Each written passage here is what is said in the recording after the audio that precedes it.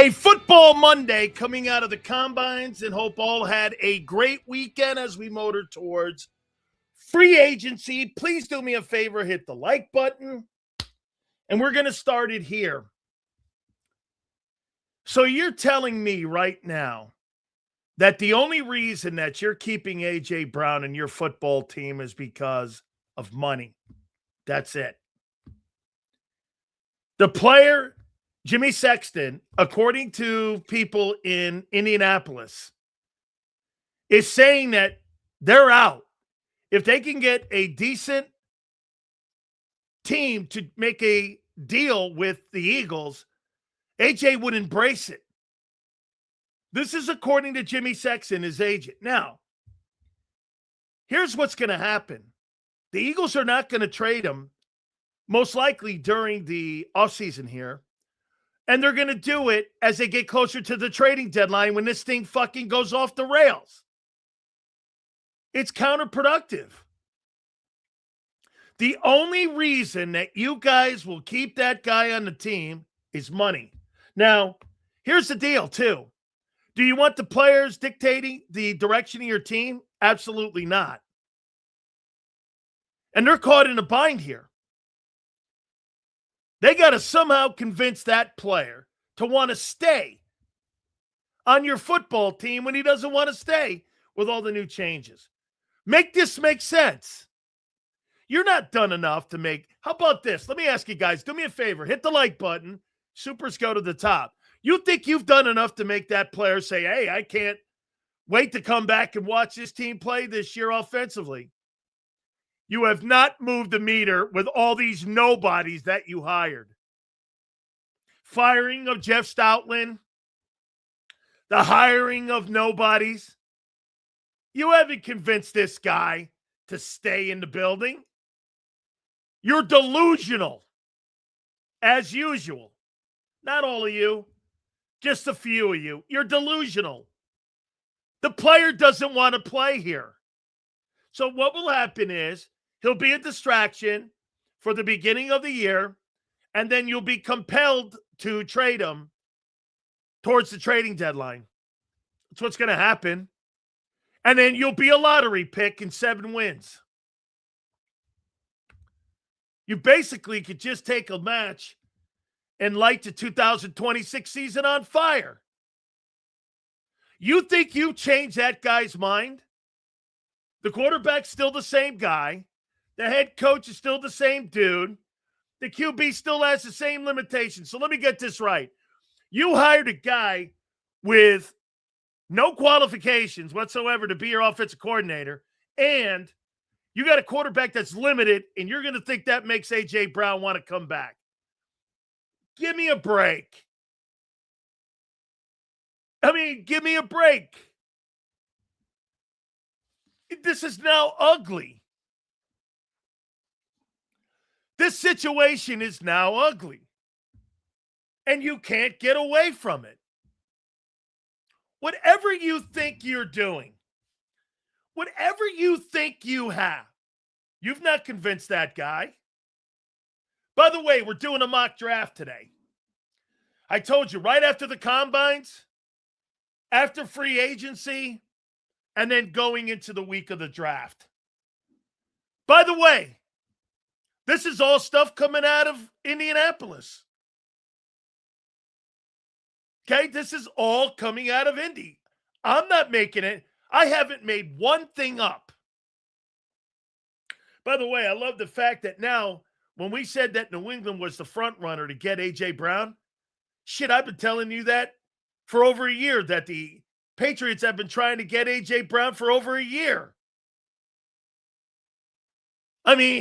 End of the day, I sent you a text message from one of the senior executives. Okay? The quarterback is limited. Doesn't throw on time. And at the end of the day, you're not going to all of a sudden have some freaking epiphany where all of a sudden you're going to be like, well, I'll tell you what. Hey, guys, guess what? Hey, wait until you see what The quarterback does. Give me a break. Give me a break, dude. That's not going to happen. It's the quarterback and it's the system. Smith yards without AJ are good. Might be a number one. Well, we're going to find out. I'm not spinning shit. This is ugly now. The only people that aren't believing it are people like Prince, Reyes, and all the rest of these fucking guys. The only reason your guy wants to stay here is because it's over a contract. He don't want to play here anymore. How do you know he's disgruntled? I don't know. Read a fucking book on the sideline, guy. Have you ever seen that before in your life, Prince, watching the National Football League? Have you ever seen a guy reading a book on the sidelines in the middle of a game when you're trying to win a ball game? Have you ever seen that? Hey, let me read War and Peace. We're in the third quarter. I'll get back to you. Chapter 5. What are you, crazy? No, he looks engaged. Especially with those drops. Jason, thank you. People don't want to believe it, but behind closed doors, AJ asked for a trade early in the season in 24. Look how he's acted this whole time. People just don't want to believe it. It's been for a while now. Jason, absolutely true. The guy doesn't want to be in this offense because the quarterback is not a guy who throws on time. Get that through your head. Not one big-time wide receiver would ever want to come and play in that offense. Are you crazy? Still's not worth it if you take a $40 million cap hit, but you got to do it after June 1st. Anthony, dead on. So the only reason that you're going to keep him is because of money. I'm not saying that that's an awful decision, but the player doesn't want to be here. I mean, let me ask you this. Let's do this on a fair basis, and I'll listen to every one of you. In the last 2 years, including the Super Bowl, how many people here believe that A.J. Brown is happy here? A.J., shut the fuck up and play. You're under contract. I don't care. Contracts are like hearts. They're made to be broken. I'm asking you, I'm going to take a small poll here. In the last 2 years, do you believe A.J. Brown wants to play here? Yo, Canada, praise for your brave men and women, military and civilian. Any possible quarterback prospect for someone sliding? Last year, Hurts's IMO. AJ 50-50, got it. I'm just going to ask you, okay? Look at this. No. Does anybody believe that that player wants to be here? And his actions are showing you he wants to be here. Hey, I'm looking for some yeses. Under contract. Yeah, okay, whatever. He's under contract and shut the fuck up? Yeah, well, guess what? That don't work in today's NFL. Shows the Eagles have been here since 1933. AJ's been here since 22. This offense can be better with him, but if he wants out, I'd call Kansas City and get McDuffie. AJ takes Kelsey targets, okay? AJ Brown to hold a newspaper with today's date that says, I want out of Philly. Sills, watch your mouth when you talk to me. What? Fuck you. This sounds like Ayuk. They ain't trying to pay. Hey, my friend. By the way, I appreciate the super, bro. By the way, Prince, thanks for being a member, man. Okay? Appreciate that. Let's see. Watch your mouth. Hey, Prince. What is that? Let's see. Eat an eggplant. Is that better?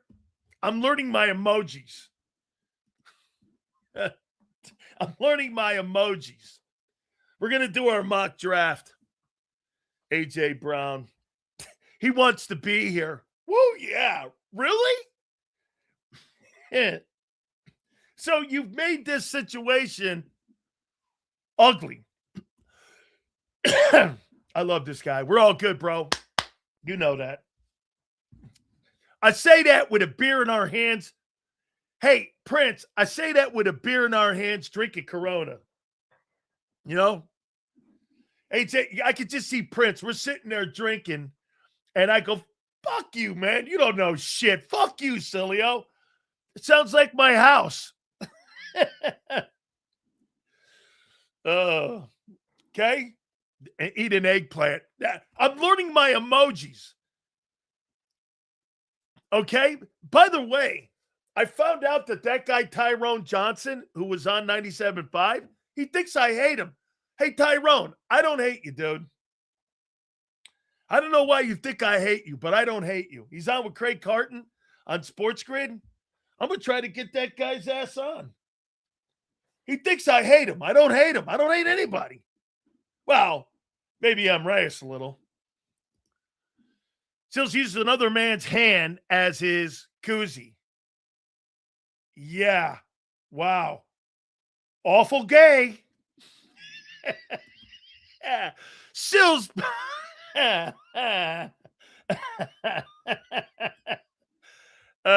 Big Tony. I'm great, brother. How are you? Flexing, how you doing? Sills got me with that one. Good man. Thank you. Hey, Prince. Can't do the show without you, bro. Can't do the show without you guys. It's irrelevant, man. We can't do it. I have another man's hand as a koozie. Who talks to people like that? Woof. There's no doubt that guy wears panties and a thong for draws out of his mom's top left drawer. I know. By the way, her shoes are under the bed too, M. Reyes. Tell her to come pick them up. How you doing?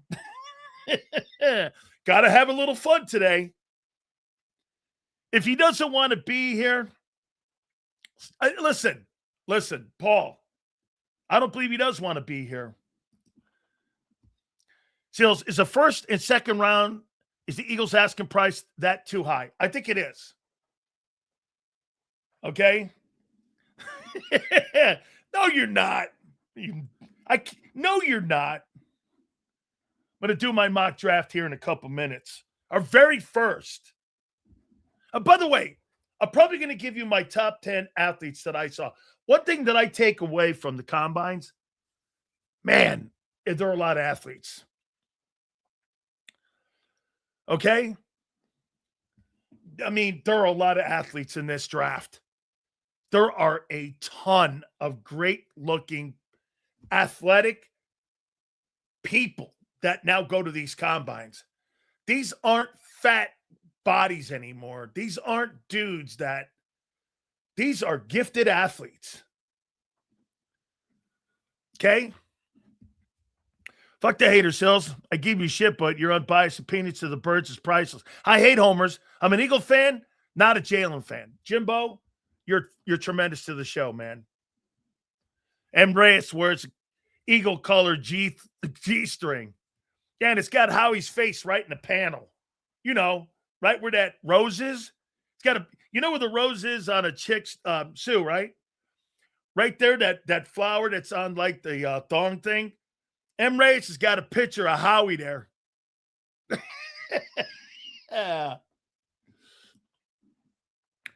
Pietis, what's the topic today? Let's see. What would be your asking price for AJ? You tell me, Pietis, what would be your asking price?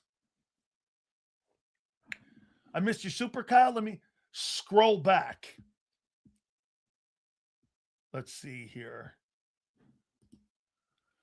Seals, one person I would not draft is Cassius Howe, smaller than Nolan, terrible at run defense. Okay? What I'm hearing as well. Okay? What would be your asking price? 1 and a 3.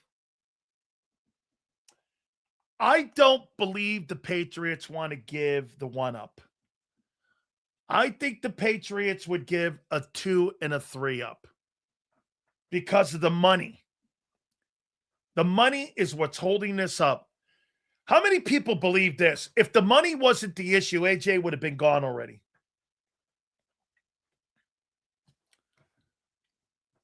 How many people? So this will tell you what you guys think of AJ Brown.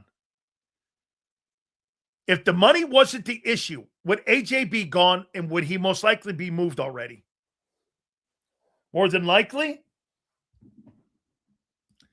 Jason, yes.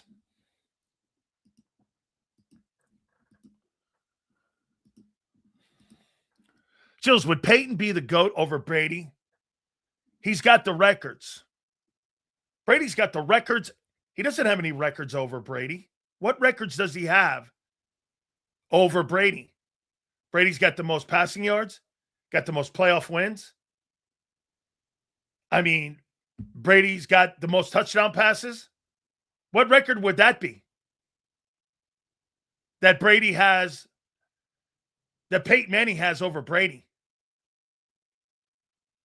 Well, what record is that, Anthony? He doesn't have more passing yards. He doesn't have more touchdowns. He doesn't have more wins. He doesn't have more Super Bowls. He doesn't have more playoff numbers. What number are you talking about? Like, what record does Manning have that Brady doesn't own? I think you're not getting it. He's thrown for over 80,000 yards.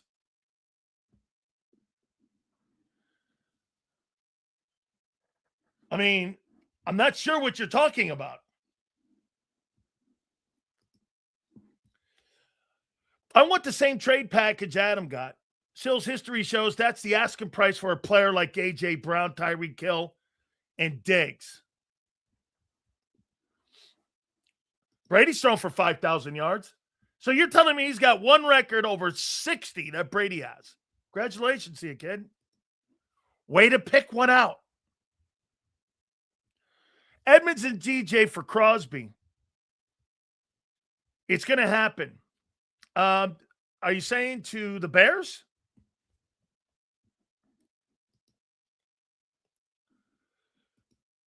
Brady has thrown for 5K. I know he has. He's thrown for 50 touchdowns too. If I'm not mistaken, I don't know who has that record. I think it's either Brady or Manning that has the most touchdown passes. What's your point? He threw for 5,300 in Tampa. I thought he threw for the $5,000 in New England when they had that 20. When Moss had 20 TDs. Speaking of the Bears, them going to Indiana. They're not going to Indiana. Manning has more MVPs. Okay. Congratulations. But Peyton Manning's a great player too. You take Manning. I'll tell you what. Let's do this. Here's the most important one. What's Brady's record versus Peyton Manning?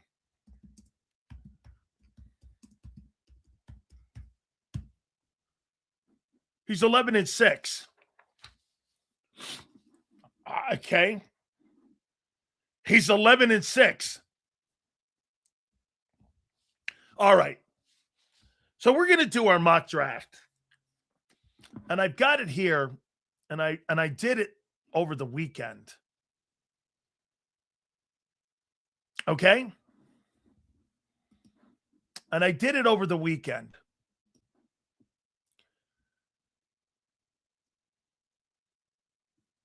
And I did this without trades.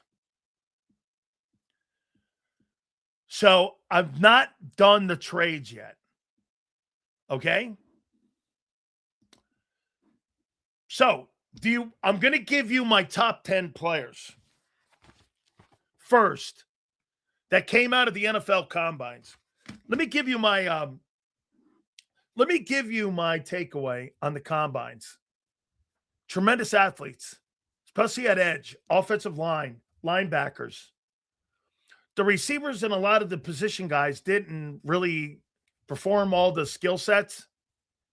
Defensive linemen were very, very athletic. I was disappointed in some times, but some of these guys are just enormous dudes. And you're going to be kind of shocked, I would think, who I have at 23 for the Eagles. Maybe you're not. Okay? Maybe you're not. And I've got a couple guys there that there's a sandbox. There's 4 dudes. So I'm going to give you, by the way, please hit the like button. I'm going to give you my top 10 players in the draft.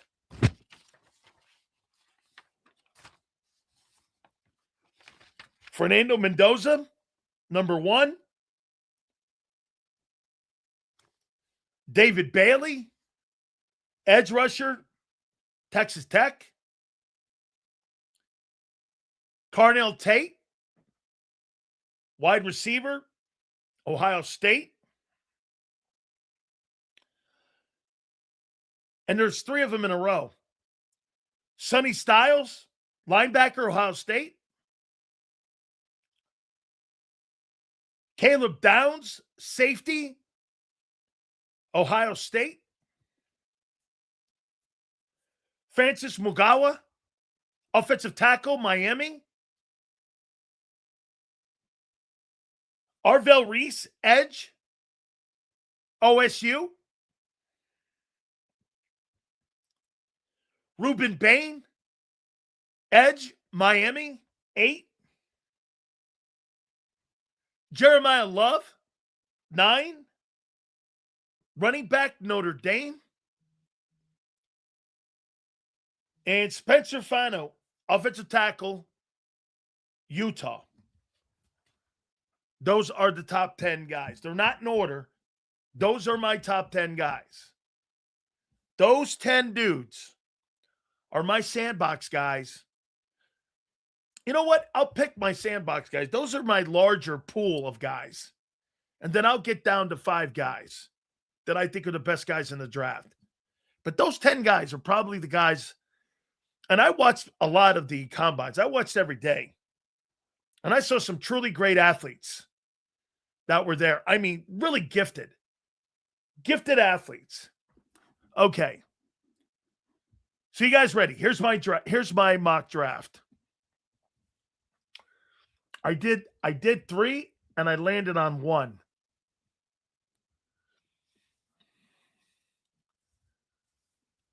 I did 3 of these and I landed on 1.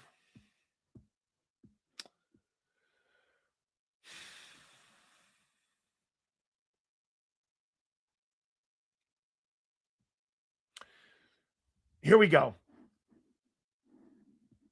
Do you want me to go from 1 down or 32 up? And by the way, I'm not doing, this is not with any trades.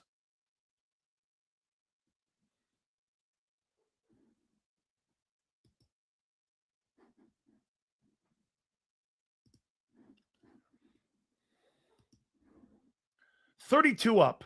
I'm going to go 32 up. Actually, I'm going to go 1 down. Okay? Let's go 1 down. Here we go. I do believe that the Raiders take Fernando Mendoza. I think Fernando Mendoza ends up getting drafted number 1 overall. The guy shows, in my opinion, great poise. He's accurate. I talked to Bruce Arians over the weekend. He's got all the intangibles that you want. And he's a quick decision maker, knows where to miss when throwing it to tight windows, willing to deliver strikes under heavy pressure, and consistently has really good football ball placement as a player. Okay? And all the things, you see this right here? He's overrated. Well, he took the Indiana Hoosiers from the abyss into a place where they're undefeated, and he ended up going and winning the national championship. That's more impressive than his Heisman, is that he took a football program that had no culture, that had no history, and he went into a place. Let me tell you something that, according to, RC3, Jalen Hurts went where? Alabama and Oklahoma. You're not changing their cultures. Their cultures have been that way for what? 100 years? Okay? And there was nothing there. Jalen Hurts went to who? Alabama and Oklahoma. You think he changed anything? Guy even got fucking benched in one place. I mean, guy changed the entire culture. Here's a little bit of the weakness, though, that I will say. Can run, but isn't really a great athlete. I don't think evasive of an athlete. Like, he's not going to fool people when he takes off. Now, I do think one thing that he has to work on when he gets into the pros, his pocket awareness. There were times, especially in the championship game, that I saw this, that it comes and kind of goes a little bit. Like, he'll make a really great play in the pocket, and then he'll make a bonehead play. Mendoza sucked at Cal playing with older dudes at IU. So what do you mean, like Sean, when you get an opportunity for Jalen Hurts to play with better people, Jalen Hurts is a good player too? You mean like Mendoza when he played with more experience and better players? I can't remember the last time Cal was good. Can you? And so he played with better players?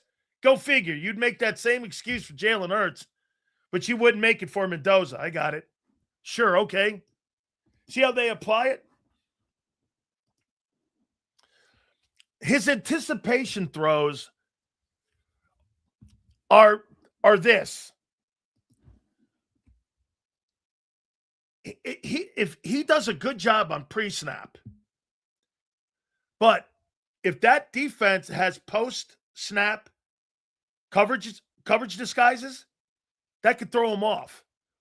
What I mean is that sometimes you have a rotating coverage that's a false coverage.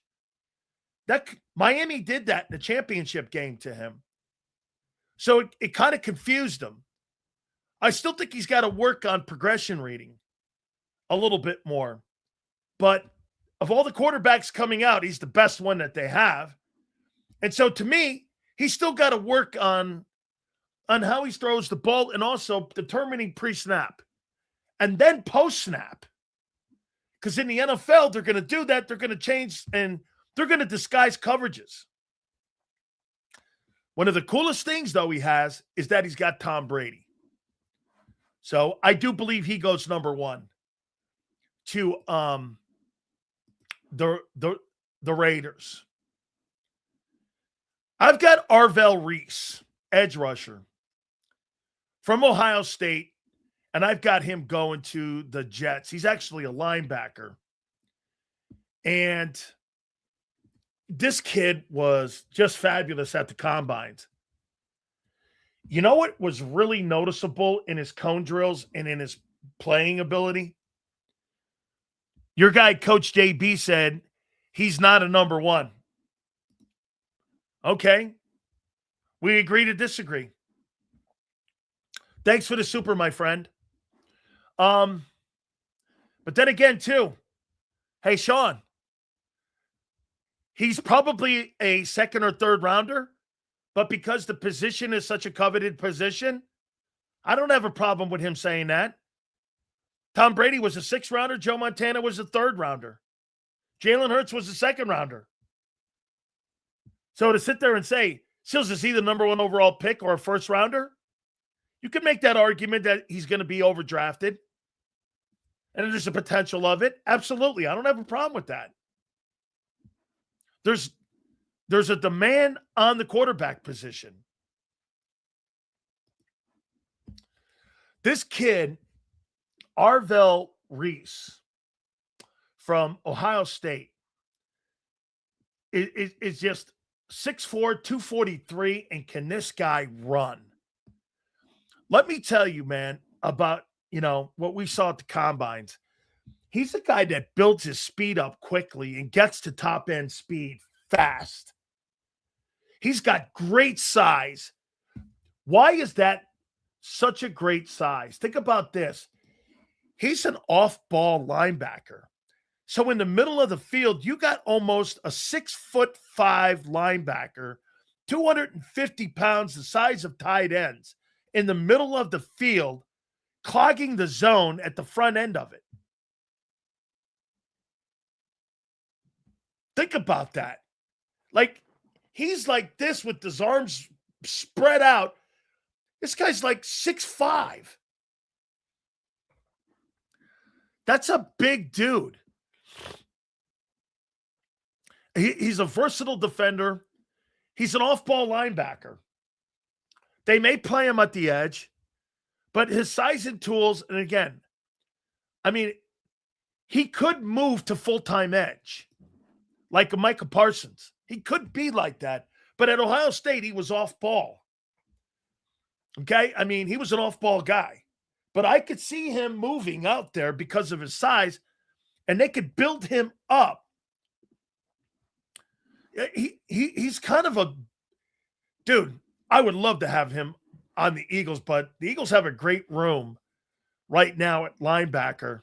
Okay, here's some of the weaknesses that came on his charts and came on the came with the some of the I don't want to say what team, but came with some of the things they saw with him at the combines this week. He's got a superstar potential at edge rusher, but not enough reps. Here's the deal. He hasn't played enough reps out there at edge for me to feel comfortable putting him out there. He's an off-ball linebacker. And you would have to get him reps out there. Now, here's another thing you got to be concerned about. He doesn't have a lot of football experience. He's got 1 year of great ball. Was that an epiphany? Like, he doesn't have, 2-3 years where you go like this. This kid's a superstar player. He's a great looking athlete. He's just a great athlete. And when I saw him play this last year, I thought he was sensational. Mendoza reminds me of Caleb with his consistency. Well, that'd be a frightening player. That would be. And get this, guys. This guy Reese ran a 4.46. Did you hear what I just said? He ran a 4.46 at 6'4", 243. A 4.46.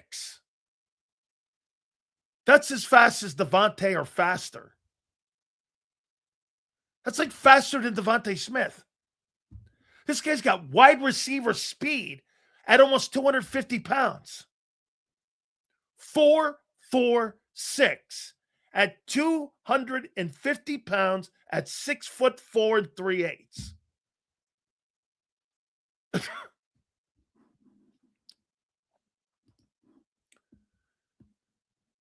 I mean, he does, and putting him at edge, does he have the skill set to be able to play the edge? And because he doesn't have any pass rush moves yet. So you would have to teach him. Okay, number 3, Francis Mugawa, offensive tackle to Arizona. By the way, Reese to the Jets, Francis McGowan to the Cardinals. I've loved this dude since he came to Miami. Is an IMG guy. Shows plus power in the run game. Heavy hands. Like when he swats guys, he knocks them down.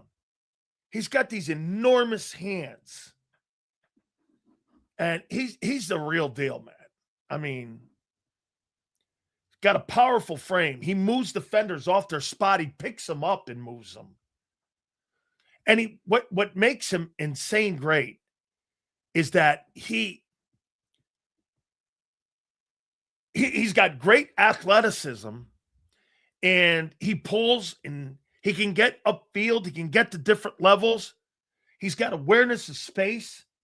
When guys are trying to get to a 3-2 and 1 or 5 or a 7, even wide 9, I saw him defending against A&M in that wide 9.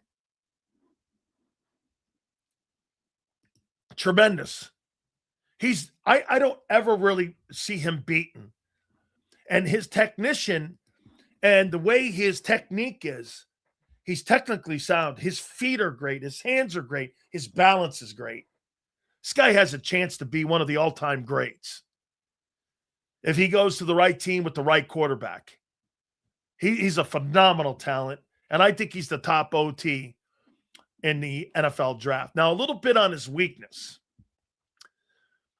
Okay, here's the one thing that I don't like that I even told him. He turns his shoulders. Don't ever give your shoulder up to an edge rusher in this league. They'll fucking go right by you and destroy your quarterback. Can't give the shoulders up. Keep them back. Stay in the middle of your feet. Stay on that ball of your feet. When you do this and you give a shoulder, swim over, arm under, double move back inside, and then you got the guy in your shake and change out of a guy's purse. Boom. Ta-da-da. Don't give the shoulder up.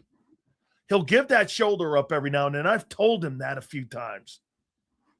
Don't give the shoulder up. I do like his feet.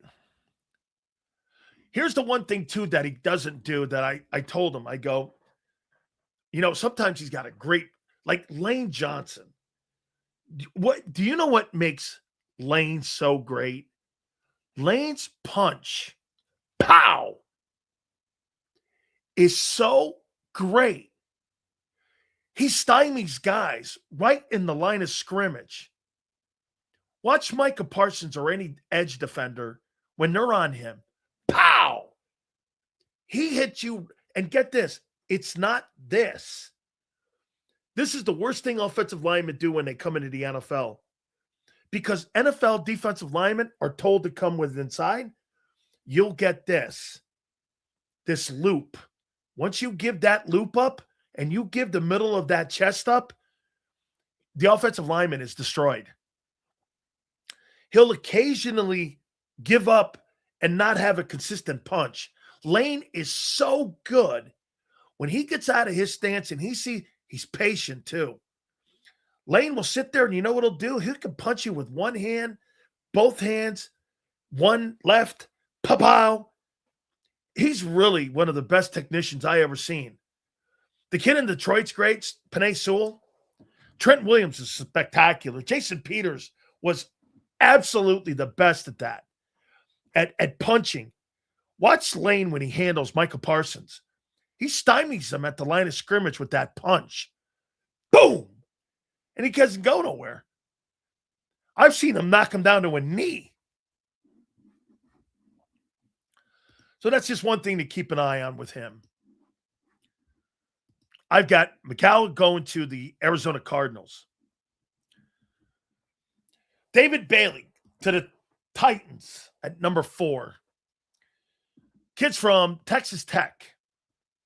By the way, this is a kind of like, I put this on like a sheet here in front of me here. His get off is so good. At the combines, man, he was just getting off that ball. I mean, and you know what he does too? That's really great. This is like a Richard Dent thing.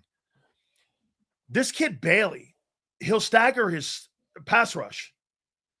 What I mean by that is he'll slow tempo you, then speed you up. And the offensive lineman has to speed up, slow back down, go back over inside. Whoever taught him how to pass rush understands leverage and understands speeding offensive tackles up. Richard Dent used to meander into a tackle when he was with the Bears, and all of a sudden, he would have this 4.4 speed coming around the corner, and he would just run right around people. He had this innate ability to speed up the tackles and make the tackles overcommit to one side. This kid Bailey from A&M is really a good-looking player. I mean, just an absolute good-looking player. 6'3", about 250. I'd like to have him a little bit bigger. And I think he's getting better and better. And every time I watched him play, he got better. Now, here's the one thing that this guy, and this is every single young player, if you stop him in his initial pass rush, he's not really good at plan B. What makes Aiden Hutchinson so good, Aiden Hutchinson, if he gets beat on the first pass rush, he's got pass rush B. Then he's got pass rush C. This is what used to happen to Mulata. Mulata, if he stopped him right away, was great. But if a pass rusher like Aiden Hutchinson will always give a guy like Jordan Mulata problems because he's got a textbook of pass rush moves. And he'll give him trouble, and he did give him trouble. So I like the player. And I got him going to the Titans. New York Giants. Carnell Tate. On the other side of Neighbors. 6'2", 192. Ohio State. I've got him going there. Size, strength, all of that. He consistently wins jump balls. So I'm going with Carnell Tate. And Carnell Tate, I've got him at 5. At number 6, I've got Spencer Fanu going to Cleveland Browns. I think the kid's a good-looking player, 6'6", 311. Kid from Utah. Like his ability. I think he has a little bit of technique issues at times. But I'm a fan of this kid. Washington Commanders get one of the gems of the draft. Let me tell you something. Just get ready for this kid. Sonny Styles. 6'5", 250 pounds. And he also ran a 4.46. Tremendous size. Shoots the gaps like you don't believe for a big dude. And get this, he makes plays down the field. Mario and the coaching staff of Miami couldn't believe how great this kid is. He would rush the passer, take off going down the field 20 yards, and he would go down the field and make a play.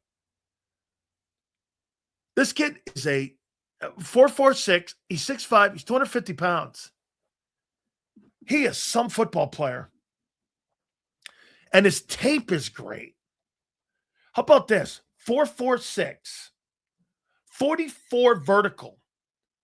4.26 in a shuttle. Broad jump of 11.2. I think he's the best athlete in the draft. He might be the best player in the draft. I couldn't believe every time he stepped on the field, I had to watch him. And he's going to Washington Commanders. That kid's an impact player. That kid's going to win the Defensive Rookie of the Year award. Remember I said that on March 2nd. His tape is as impressive as his athleticism. 56 likes. Guys, do me a favor. Please hit that like button. We're getting closer to the Eagle pick. Sonny Styles might just be the pick of the draft. What a great-looking prospect. He's the most impressive guy I know. Number 8, Ruben Bain to the New Orleans Saints. Edge rusher. 6'2", 263.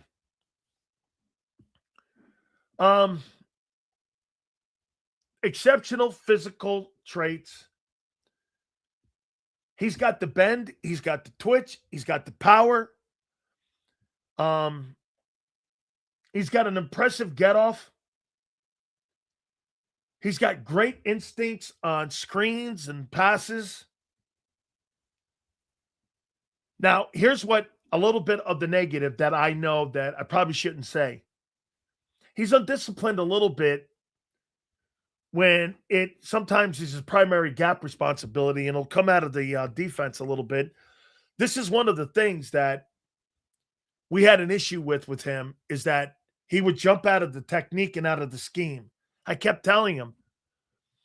I can't tell you how many times I told him this. The football will never take you to the play if you're watching the play. Your technique and your skill set on reading blockers will take you to the play. Technique takes you to the play.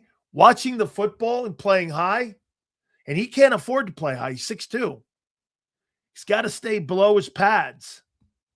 So he'll stand up a little bit. Become an issue a little bit for him.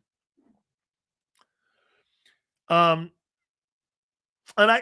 what else too? I would say this about Ruben. I think he needs to develop a little bit more pass rush and a couple more techniques, because these offensive tackles in the NFL today, these guys are just great players. And you're not going to be able to beat fat guys. There's no really fat guys playing anymore in the NFL. My wife made that comment too. She's watching these guys. The guys that used to go to the combines, these guys were fat bodies. These guys are lean, 6'6", 315, 25-pound guys. These guys are carved out of steaks today. So there's no fat bodies. I got Ruben going to the Saints. How about this, guys? At number 9, I've got Jeremiah Love to the Kansas City Chiefs. They need a running back.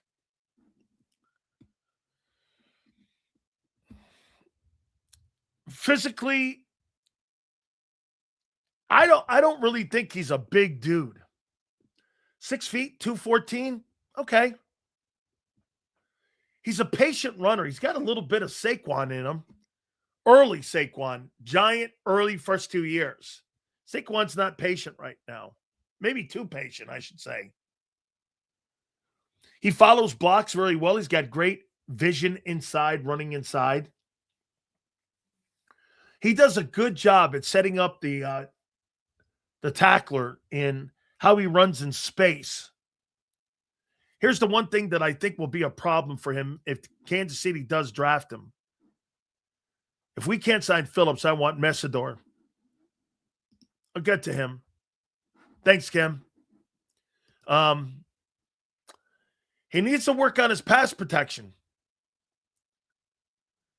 Okay, and I think he bounces around too much. Like, you know that shit that Saquon does? That bouncing around back behind? Can't do that in the NFL. You get hammered. Okay, he bounces around. You could do that against Syracuse. Okay, you can't do that in the NFL. He's not a big dude. That could be concerning. That could be an injury issue. So, again, keep an eye on that. But I got him going to the Kansas City Chiefs.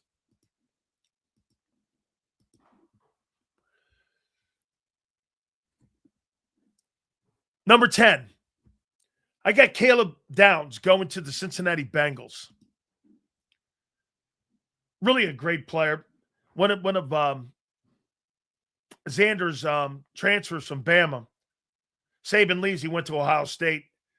And I really thought that Matt Patricia did a great job with him. He really does check all the boxes, man, as really being a great looking corner. Intelligence. He's productive. No off-field issues. He's fluid. He's athletic. Backpedals. He runs patterns like a receiver. His coverage techniques are outstanding. His versatile ability to switch his hips around. He's excellent in instincts. He understands, and he's great at the point when it goes to going after footballs. Now, here's the one thing, too, that you could say with him that a lot of people had an issue with a little bit. He will whiff on a tackle. Like in the Miami game, he like there were a couple plays that like he whiffed on. Like just missed the guy. And I didn't think much of it, but then I started seeing it in a scouting report of his. I'm like, this guy will occasionally whiff on hits. I think bigger tight ends, like big tight ends, I want to see how he plays against them in the pros. Because bigger tight ends kind of gave him a problem when he was at Ohio State.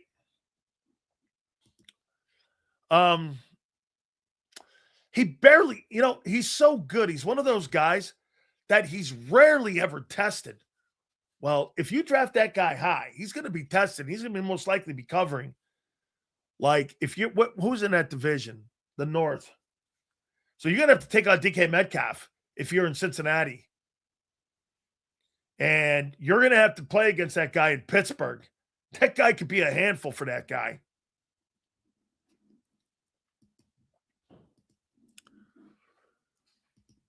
Number 11. Meslone Delane, cornerback. LSU. 6 feet, 187, a little small for me. Strong route concepts, comfort in zone coverage. This guy would be a perfect guy in the other side of Quinyon Mitchell. He's just a little small. Excellent awareness, provides support to teammates. He's fast. Lacks ideal frame to play that position. Here's something else, too, that you have to look at that I was told by some people in Carolina. When the wide receiver puts his anchor foot down, bam, and turns, he'll plant his. Got to continually move your feet. So you can anchor step him.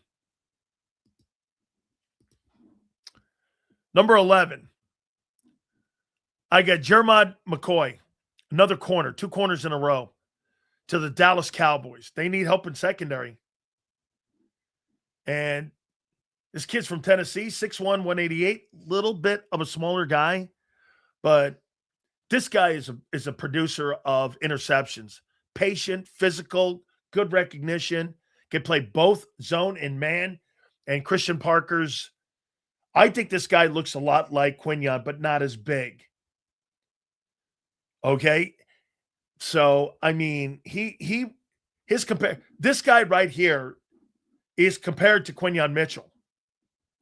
And that's why I see him going to Dallas. Goddard is gone. Wow. We get Sadiq. Is that correct? Have we learned Goddard's gone?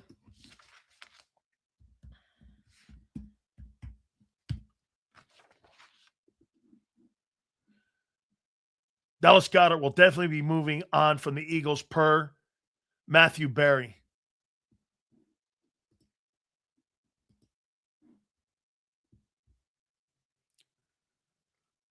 Now, I don't know, like some of these guys. Here's one, underdog NFL. Goddard will be moving on.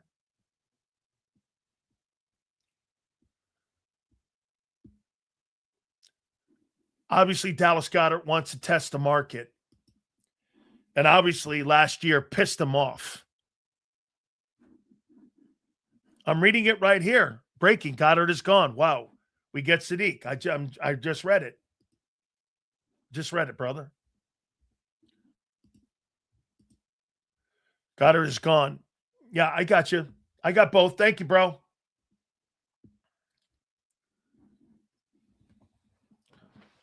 What do you think he was going to do? Make him take a $4.5 million pay cut? And he'd rather play so. By the way, so wait a minute. Dallas Goedert's market value is only $6 million. Why would he want to leave Philly? It's the quarterback and the OC. Been saying that for over a year. Why would anybody want to leave that pass offense? Now you got Goddard gone and you got AJ almost out the door. What a whale of a season this thing's going to be. Holy shiskies. Hey, by the way, I got a feeling that we're going to have one of the greatest off seasons of all time because of some of the predictions. So Goddard's out the door. Okay? Goddard's out the door because he doesn't want to play with the quarterback and the new OC. Okay? He wants to go to some place where he gets high volume. That's where he wants to go. If I were him, I would go to Kansas City. Been saying that for over a year. You want high value? Go to KC. You want low value? You stay in Philly. How you doing? Wow, Dallas Goedert wants out because he can't get the football enough. And you know this? How about this? He wants out because the new offensive coordinator knows the quarterback, no matter what you put in there, he's going to throw him what? He's going to have a shot at 50 catches? Dallas Goedert, if he goes to KC, will have 80 catches this year. Mark my words. Hold on here. 11 touchdowns, but the quarterback has issues. Yeah, he does. Well, why the fuck would he want out, Spike? Why would he want out then? Money? Hey, Spike, or Spit, whatever the hell you are. If those 11 touchdowns are so impressive, then why didn't the Eagles want to pay for it? Why wouldn't they? 6 shovel passes, TDs. He's gone because of money we took. You said that. Oh, okay. So even those 11 touchdowns, it didn't matter to Howie. Howie didn't think anything of it. 4 were handoffs. Woo-hoo. Why in the world would he want to leave Philly? It's the quarterback and the offense. Everything A.J. Brown's been saying. Man, got to write this down. Goddard. And his 11 TD catches, or TDs, things, didn't want to stay. One, because he took a pay cut, and the other because of the new great and upgraded offensive coordinator, and you got rid of Jeff Stoutland, and, of course, the greatness of the quarterback. And AJ wants out. Whew. Damn. What's up? Let me continue my draft. Where was I? Jeremiah McCoy to the Dallas Cowboys. So here's so far. Mendoza to the Raiders. Arvell Reese to the Jets. Francis McGowan to the Cardinals. David Bailey to the Titans. Carnell Tate to the Giants. Spencer Fano to the Browns. Sonny Styles to the Commanders. Reuben Bain to the Saints. Jeremiah Love to the Chiefs. Caleb Downs to the Bengals, and Mansour Delaney from LSU to the Miami Dolphins, and Jared McCoy to the Dallas Cowboys. I'll do 13 here in a minute. Dallas Goedert out the door. A.J. Brown, 1 foot out the door. And Kobe Dean has got his eyes on the Cowboys. And Jalen Phillips is about out the door. And a 3rd-round pick. What's happening to the Eagles here? Shizikoff.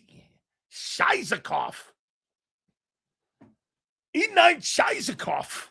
What is going on? Woof. The defense, Scheizikoff. What is going on in Philadelphia Eagle land? So, do you believe, J-Mac, that the Eagles were very interested in Nussmeier if he lasts till day 2? I was a fan his junior year, was hurt his senior year, and the coach is fired midseason. I think Nussmeier had a absolutely shitty year because of all those things you said. I think with the coach getting blown out and all that, I agree. I think that, they won some games, but that was a train wreck of a season. I wouldn't have a problem taking Nussmeier 5th round. I wouldn't have a problem with that. See what he is.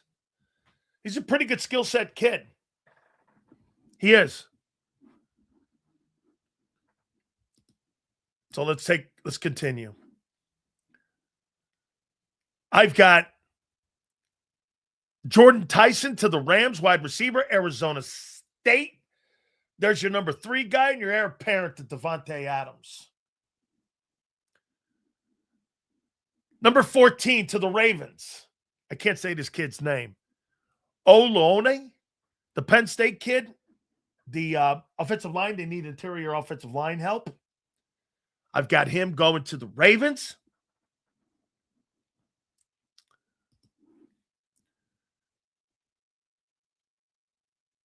The Tampa Bay Buccaneers at 15. I've got Colton Wood, the cornerback from Tennessee, going to the Buccaneers, 6 feet, 195. I've got Mekhi Lemon, wide receiver, New York Football Jets. Going to the Jets, said this and got ripped. We are drafting a quarterback. Yeah, I think it's going to be on what round is going to be the issue here. Kim?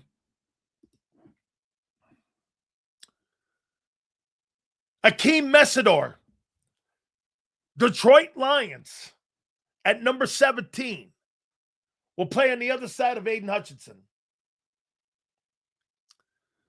Number 18, Emmanuel McNeil Warren, safety, Toledo, play in Minnesota. Number 19, Avion Terrell, Clemson, corner. Dallas Cowboys have 2 first-round picks. At number 20, Cassius Howell, Texas A&M edge rusher.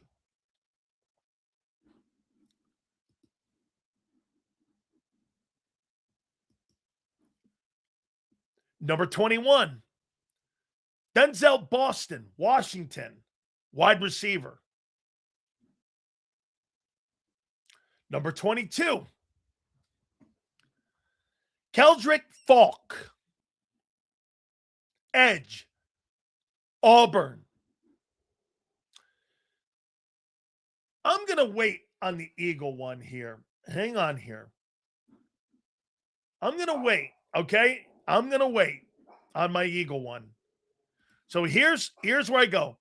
Chicago Bears, safety, Dylan Thielman, safety, Oregon, at number 25. At number 26, linebacker, C.J. Allen, Georgia. At number 27, Monroe Freeling, OT, Georgia. Number 28, Blake Miller, OT, Clemson. Number 29, Caden Proctor, OT, Alabama. Number 30, Omar Cooper, wideout, Denver Broncos, Indiana. Number 31, Caleb Lomu, OT, Utah. And number 32, Brandon Sissy, South Carolina Junior, cornerback. There's my draft. I'm going to get to the Eagles right now. Seals, can you explain the salary cap in depth? The Cowboys are slated to sign all these players, but are $50 million in cap space. How can the team be over the cap signing these new players? Quinnen Williams, Kenny Clark, the quarterback, and CD. They got to restructure for them to do anything. Because right now, the Dallas Cowboys are $56 million over the salary cap. Okay? They're $56 million, and it was just adjusted today to 3012. I want to give you guys some context in the NFL's money, just so you know. 2021, the salary cap was $198 million. Right now, it's 301.2. Okay? 3012. Okay. So the Eagles at 23. And I'm going to tell you, my guys that coming out of the draft, coming out of the combines, and then I'm going to pick one. Kenyon Sadiq, tight end, Oregon. And I'm going to give you the players, and I'm going to pick one. Natural playmaker after the catch. Diverse route runner, can win in multiple ways. Takes proper blocking angles to seal run lanes. Sets the edge. Keeps his feet active on contact. He's a comparison to Harold Fanning. Not the best blocker on the world and not the biggest dude. He's 6'3", 245. You're taking on these big guys like 6'6", 260 pounds. Brian Burns. I want to see that. Drop rate rose this past year. True media concentration lapses. Lacks ideal size and mass for the position. Needs to be better in marrying his hands and his feet when sustaining blocks. What does that mean? That means like this, he's out of position. Like his hands are really quick. His feet aren't. So he's behind the play in run blocking. And that's because he's not a big dude. He tries to beat you with his hands. So you guys might be high on him, but I think he's an undersized guy. And depending on what they want to do with that offense, if that's not going to be a power running attack, type, I don't know if that's your guy. Okay? Here's another guy. Caleb Lomu, Utah, at 23. And this is the kid from Utah. Athletic mover, excels in blocking space. Patient, balanced. Great pass protector, strong hands, fast hands. He's a finisher. He can pull. Second level blocks. West Coast offense, you need athletic guys to get out there, and he's a big athletic guy. Here's some of the things that they said on his tape. Occasionally, we'll play high. Let me tell you a little bit about playing high, though. When you're in college, you can play high because you're killing people. And you're just more of a physical presence than the guys in front of you. Like when I played against people, I was stronger and faster. You weren't beating me in strength. That wasn't happening. So I could play a little high. In the NFL, you can't play high. Those guys are great and as strong as you and faster at many places than you and got longer arms than you. It's a whole different world. In college, the talent level versus the talent level in the NFL, even the bad teams have great players on them. And you get blocked. You can't do that shit like you can in college. You can play a little high and peak. I think that's one thing that Jordan Davis did a lot better of this year, is that he kept his pads down and he stayed low. Okay? Bro, I just got through saying you can't play high in the fucking 80s or now. You can't play high, dickhead. Everybody's good. Missed the point once again, Junior. That's why Jordan Davis got knocked off the fucking football. Bro, the only way you would know about playing high is if you being on fucking pot. So stick to your lane. Stick to the hookah. So I think the kid Sadiq, I wasn't impressed with him at the combines. I wasn't. He didn't impress me. So I got another one. Caden Proctor. This dude's a big human.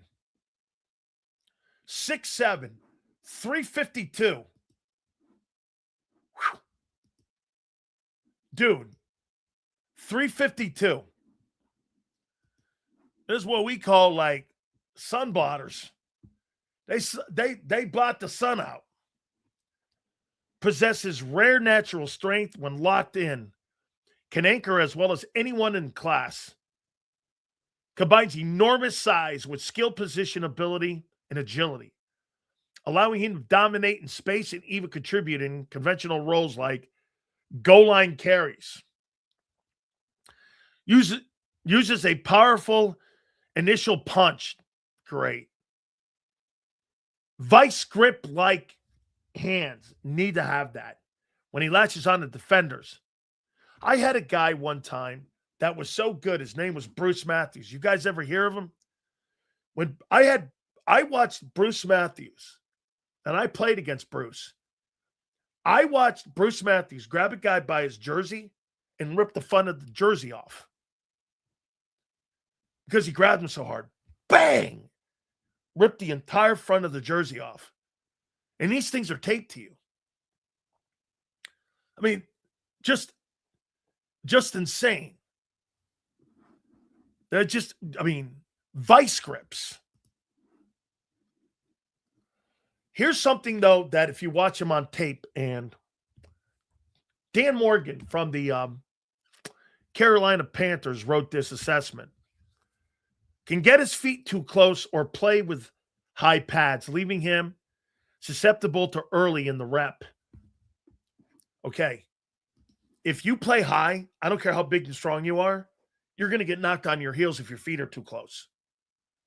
This is why you bring a guy like this Chris Cooper guy in, and are you really drafting an offensive lineman for Chris Cooper to develop?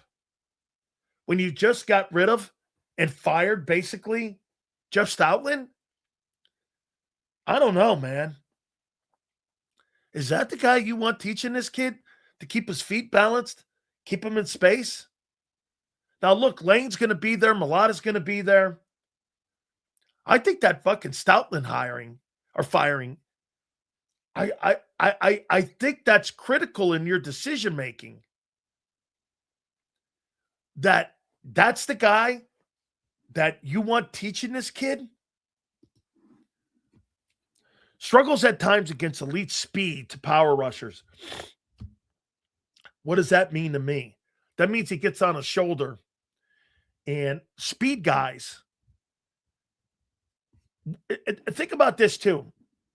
Struggles at times against elite speed to power rushers who dip around the corner or use long arm moves to force him to re-anchor. What does that mean?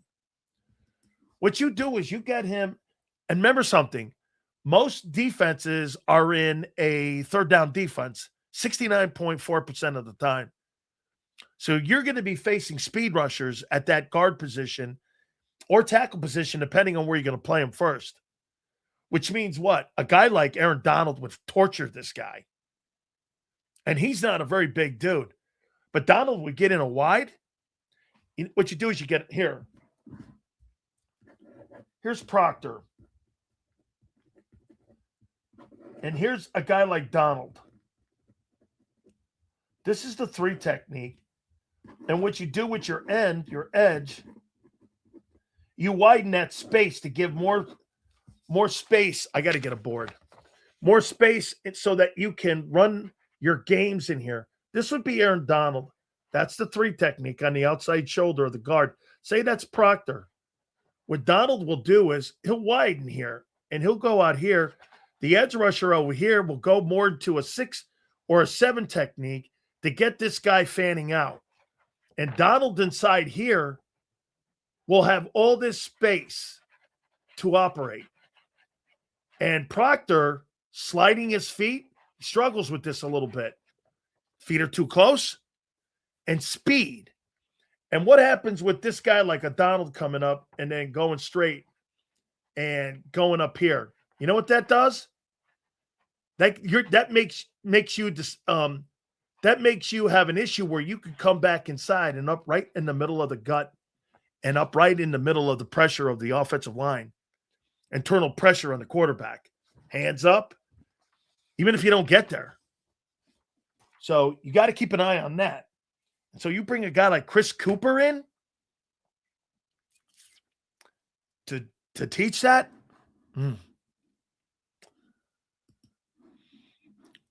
Something to think about. But again, his use of power, initial punch, he ran a 5.2, which is exceptionally, listen to this. He ran a 5.2 at 6'7", 352. That's exceptional. Here's something else. Bench press 25 reps. That's not bad for a guy with that kind of long arms. 32 vertical. I mean, this guy could touch the top like of the square in a backboard. 9.1 inches in the vertical or in the broad jump, and he's 6'7", 352 pounds. This guy's explosive. He's an explosive player. He's explosive. One last guy, and then I'll tell you who I'm picking.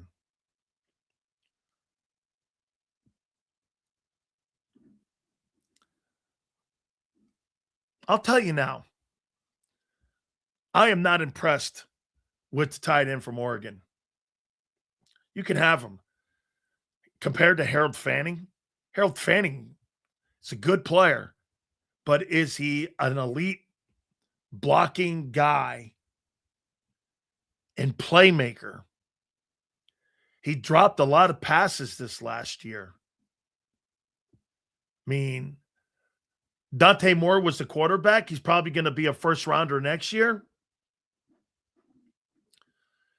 If I'm going to pick the guy that I would pick at 23,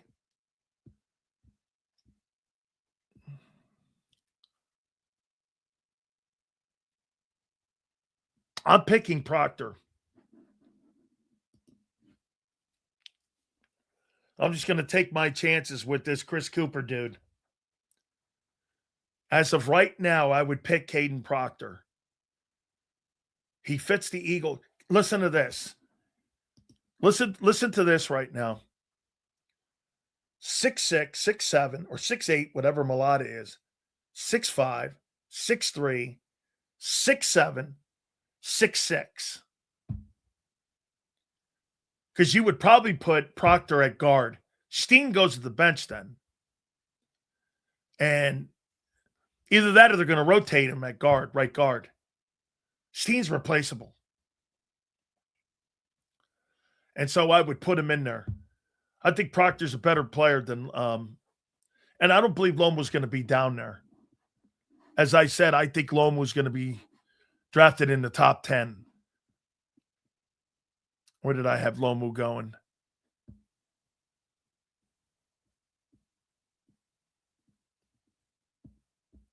Actually, I had Lomu going lower.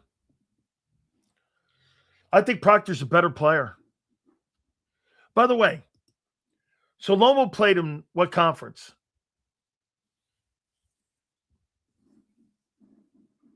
What conference did Lomu play in? Anybody know?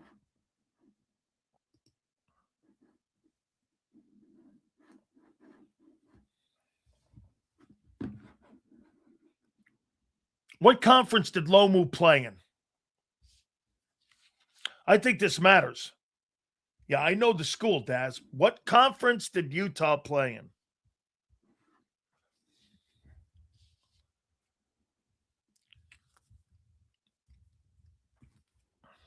Big 12.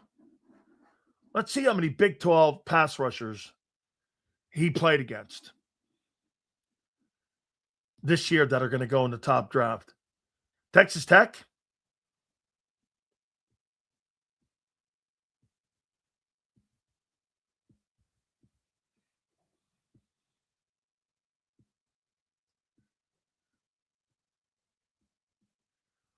One.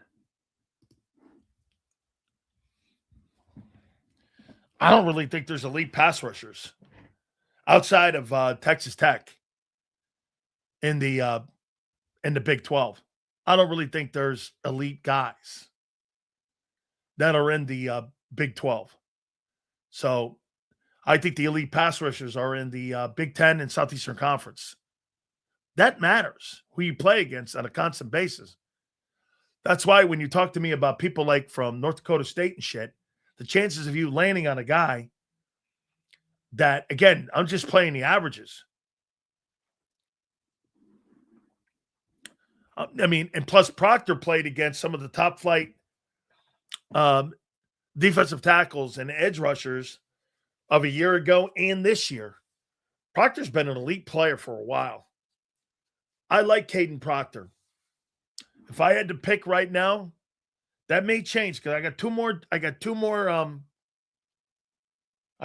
mock drafts. So here, let me give it to you here. I got Mendoza 1 to the Raiders.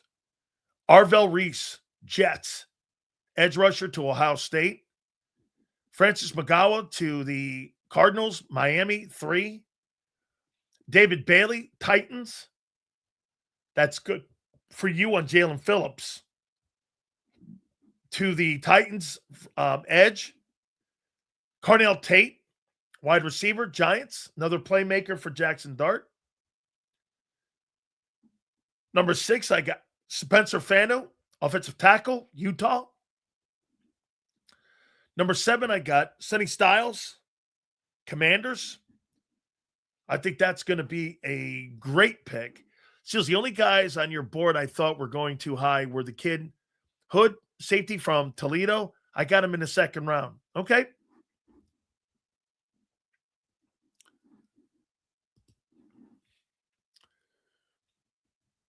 I got Reuben Bain going to the Saints at 8.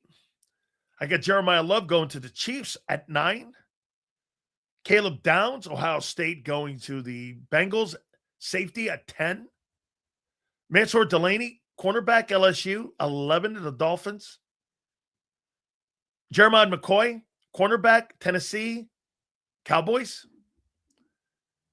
Jordan Tyson, Arizona State, wide receiver, 13. Olavega, Ione, Penn State, going to the Ravens at 14. I got Colton Hood, Tennessee, sophomore, by the way, cornerback, 15 to the Bucks. Micaiah Lemon, Jets, wide receiver, SC, 16. Hakeem Essador, Miami, Lions, 17, edge. Emmanuel McNeil Warren, Toledo, safety, 18. Play there in Coach Flores' defense. Avion Terrell, Clemson, cornerback, 19. Cassius Howell, A&M, edge, Cowboys. Denzel Boston.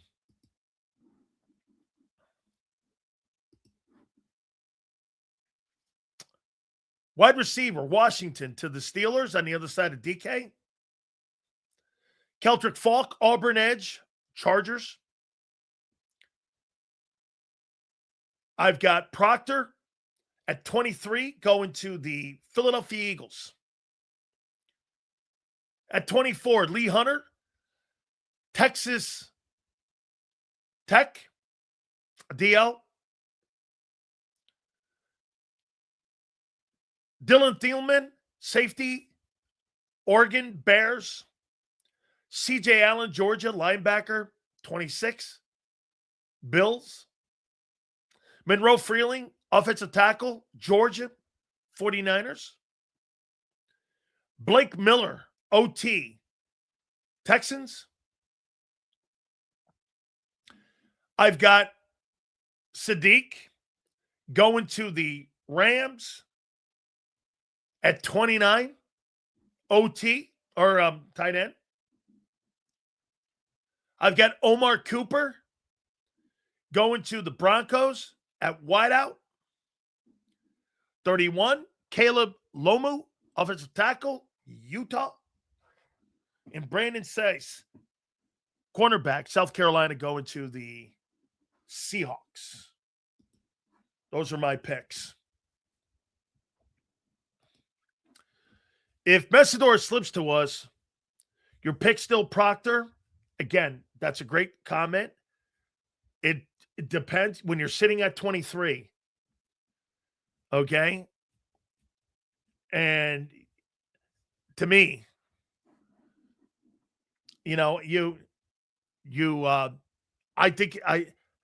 let's see what happens. I've seen Messidor down at 28 also.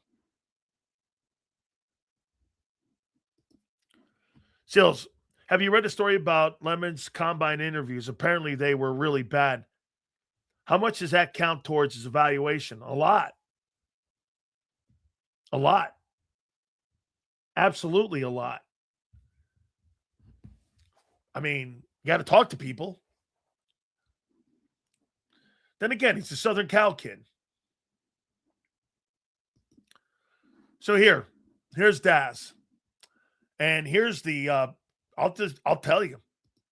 Here's the Carolina Panthers. Here's the Carolina Panthers scouting report on him. Then you guys tell me what you think.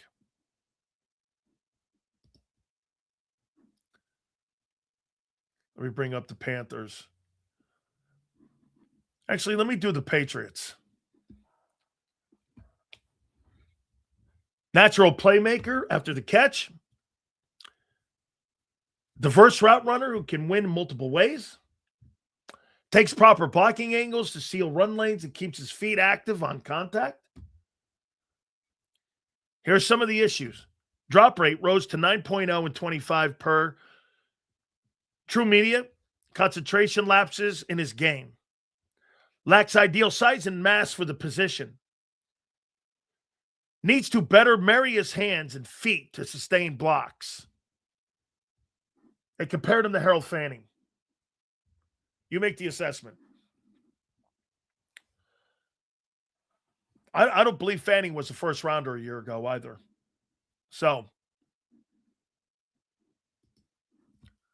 Panthers can't scout. They've been shit for years. They made the playoffs and they won the South this last year, didn't they? I must have missed that. They beat the Rams, didn't they? They beat the Packers, didn't they? For a shit team, how'd they get in?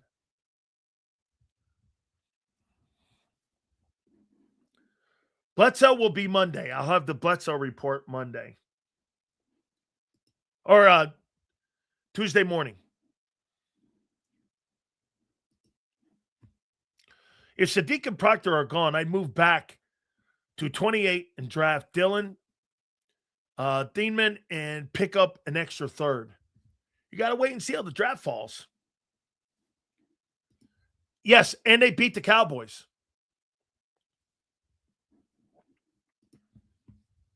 I mean, Brian Burns was a heck of a ball player.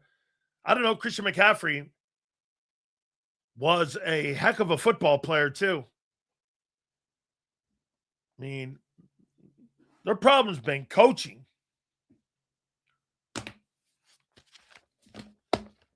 That's their problem. Their problem is coaching. And that's been the big problem for them, has been that they've been able to marry up the ability that they have on that football team. And I actually think, if you think about it, Bryce Young right now is moved ahead of C.J. Stroud. If you were going to start your football team, you'd start them with him. All right. Crazy week. And by the way, Dallas Goedert out. Damn. Already before March 11th. What is going on? Without further ado, don't forget, Gary Cobb will join us at 4:30 as well. We bring in our friend, Big Z. Zander Krause, he joins us now. How you doing, bro? What's going on, man? How you doing over there? The team that never fails to deliver. How you doing? Yeah, it's true. It's true. It's quite a bit of action going on, Sills, in Philadelphia. Tell you what, though, man, feels like they could go either way here. Like, it's going to be hard and I said this last week, but it's going to be hard to be super optimistic that they're a Super Bowl team if Goddard goes and AJ goes, Jalen Phillips walks, and you're looking at a bunch of draft picks to replace him. Now, maybe Howie makes some splashes. Maybe he brings in a good tight end. Maybe he makes a trade for a Michael Mayer or somebody like that. Maybe he trades for Max Crosby. I mean, you can flip it on its head. You can still be positive about it, or there are still things you can do. But boy, if all those guys go and the replacement plan is rookies, oh man, that's going to be tough, man. That is going to be tough.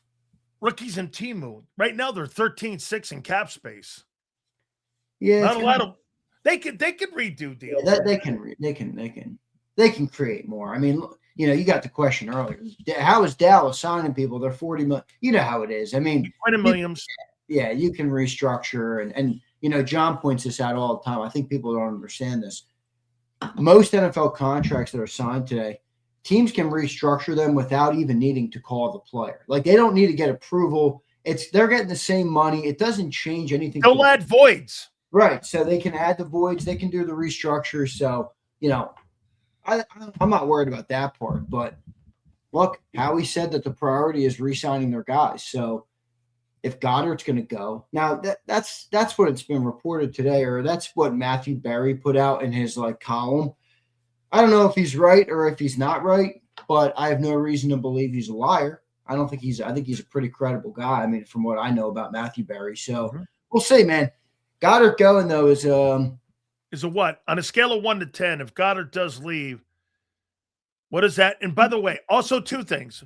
What's the impact on the offense? And also, is that an indictment on where they're going offensively that a veteran guy doesn't want to be here?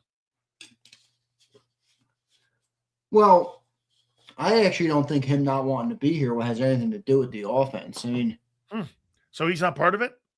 Well, I just think he's pissed off they gave him a fat pay cut. Okay. Remember, he had a career. Hey. He had a career year in touchdowns. He's not A.J. Brown crying about the offense. Now maybe he doesn't love it, but I don't think that's his problem. I think the problem is that But I want you to look me in the face here, and I'm going to tell you something, and you and I will understand this. It's one thing to take a pay cut. It's another thing for that company to make sure that they want you, to make sure that we're moving in the same direction, that I'm bringing you in so that we can win together and do this. Zander, I mean, if you really want Goddard, you don't let him walk out the building. Yeah, but if that player is no longer prioritizing the same goals of the organization, I mean, you shed light on this all the time. Organizational goals are not the same as individual goals. No way. I mean, that's not how players don't go into Canton based on team accolades. No. Players get contracts, players extend their careers, players get remembered, players go down in history for their individual feats. So if Dallas Goedert, I don't think he cares about that at this point. I mean, he got a ring. He's got two of them. Doesn't he? Yep. Wasn't he here in 17? Or no, he came after. No, he wasn't here. He came after. Yeah. But so I don't think he cares about that, dude. I think he wants to get paid. I think he wants to get paid. And if he can get paid and get big targets in Kansas City, wouldn't you do it? Yeah. You think that's where it would be? I think Kansas City right now, when you look at their number right now, the Kansas City Chiefs right now, where they are in cap space, I mean, they're $5 million over the salary cap. So I'm not sure that that's a place where that he would end up landing, but I'll tell you a place that he could go. How about him in Los Angeles at the Chargers with Justin Herbert and Mike McDaniel, and because they got a shitload of money. They got $90 million in cap space. Well, we're about to find out how good Dallas Goedert is. Now, he's older, but I used to say I thought Goedert was overrated by Eagle fans, but underrated if he was in a different system type of thing. But we're going to find out. I mean, you can make an argument he's, kind of been limited his whole career in terms of really being able to catapult but he's been injured so much. So it's hard to even say that, but we'll see, man. We'll see. I think with all this potential change, Sills, like I'm not a doomer. I'm not a doom and gloom kind of guy in general. I mean, I generally think maybe more negatively than the optimistic people in the world, but I'm not a doomer.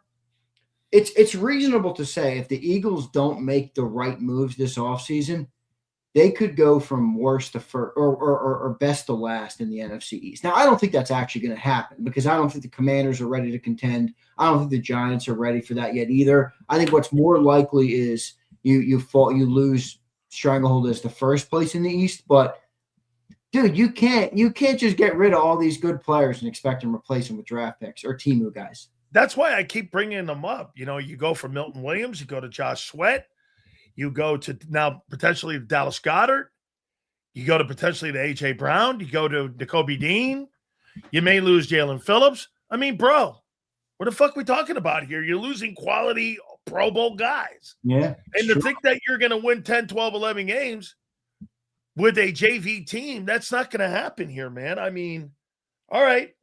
So let's get to the John McMullen favorite topic, A.J. Brown. I am sick of that topic too, man. But you love it. You love this topic. Oh my God, it's the biggest topic in the National Football League. It is. Now. Everywhere I go, literally everywhere I look, it's A.J. Brown. Okay. So the Zander Krause. Here we go. Look at this. The Zander Krause meter is, as of March 2nd, where? You remember the one time I said the meter had me at 80-20, he was staying? Yeah. Yeah, I think that was like, I don't know if there was a glitch in the radar that day or something was all wrong with the code or something. What is the Iraqi defense? That's how yeah, I don't think he's going to be back at this point. I mean, I don't know. I'm hearing some things. I saw one of the Eagle YouTubers put out that they talked to an old player who said AJ wanted to be traded even right after the Super Bowl. I saw that. So I don't know. I mean, dude, if this guy really doesn't want to be here, what are you going to do? Sit here and fucking, placate to him over and over again? He's crying, he's whining, he's bitching, he's moaning. I don't know, man. If he wants to go, then just get him out of here. But here's, again, the big problem is, dude, how he's going to lose the trade. How he doesn't like losing trades. Yeah, but for the betterment of your team? In the sanctity of your team? Wait a second. This is where you contradict yourself. Okay. You say for the betterment of the team, yet last week you predicted what? 7 wins? 8 wins? 7. 7. Because of AJ leaving. So how do you go to 7 wins and then say that's for the betterment of the team? Because you're going to have to take a step back to move forward. I've been saying that the whole offseason. You guys are under this guise that you're just going to hang in there with 11, 12 wins, losing all these guys. You're fucking drunk. That ain't happening. You're taking a step back this year, dude. Look at the way you're behaving as an organization. You're losing Goddard, reportedly. You may lose Jalen Phillips and a 3. You may lose this guy, AJ Brown. How about this one, too? I heard what you said this morning, and I thought it was really interesting. Hey, AJ, you're under contract, but you can't let the inmates run the asylum. Well, here, this is what the opposite of that is. Okay, so I'm going to keep a guy on a team only because of the money, and the guy fucking hates me, and I hate him. And then you're going to wait a second, and you're going to wait till the trading deadline to have all of that bullshit going on in your team. Your team's going to be already into chaos. And so you've already made this thing ugly. Well, here, let me ask you this. So would you stick with a chick if you hated her filthy guts? No. And you would sit there and hang with her. Well, I didn't even finish. And you would hang with her because you were worried about finances and shit. Would Yeah. you hang with that chick, or would you be living in a shed somewhere or in a teepee somewhere because you didn't have to see her face anymore? If only this was actual locker room talk, we would have a much different response to that question than no, seriously. I don't make me go down that road. I mean, you know that. You're not living with somebody you don't want to play with. For you went the finance route. I don't know if that's what it's all about, but I get your point. All right. Point understood. No, I wouldn't sit there and wait around on it. But I mean, if you want to use your analogy, I mean, if you got a rocket under your arm and you're a geezer, are you going to put up with the annoying quips? Because I don't know. I'm not a geezer and I don't have that problem. So okay. I wonder though if that's realistic. Well, I'll tell you. You want to know the Eagles receiving core without AJ Brown is not so good. No. But can you go through another year dealing with this guy's bullshit? Yeah, dude. What do you mean? Okay. So I'm probably thinking he's going to be more engaged this year and not like less distracted like he was in the 49er playoff game. I'm sure he'll be thinking about catching passes, and I'm sure everything will be all good. Well, let me ask you this. You brought up 24, the book. Well, they won the Super Bowl that year. Was that guy miserable after he won it on the parade route? He was miserable in the year we won it. Okay. I'm sensing a common denominator here. A.J. Brown has 1,500 yards. The guy's miserable. A.J. Brown wins the Super Bowl. The guy's miserable. A.J. Brown gets 1,000 yards. The guy's miserable. He's bipolar. He's fucking miserable. He's bipolar. Don't placate to it anymore. He's a miserable dude. And remember, I'm not chirping him for that because most people who want to be great are miserable. It's a miserable life. It's truth. You know that. I mean, ask Tom Yes, Brady. I do. Guy talks about it all the time. It's miserable. Ask Tiger Woods. He tells a story. I'm walking out to practice after a round of golf at the Masters, wherever he was. There's John Daly in the bar drinking 8 beers. I had to go and work 18 hours a day to be the best. John Daly, if he would put in my work ethic, he'd have been the best easily. He was way better than me. John Daly lived a nice, relaxing life, but he wasn't the best. Tiger wanted to be the best, so he had to work 18 hours a day.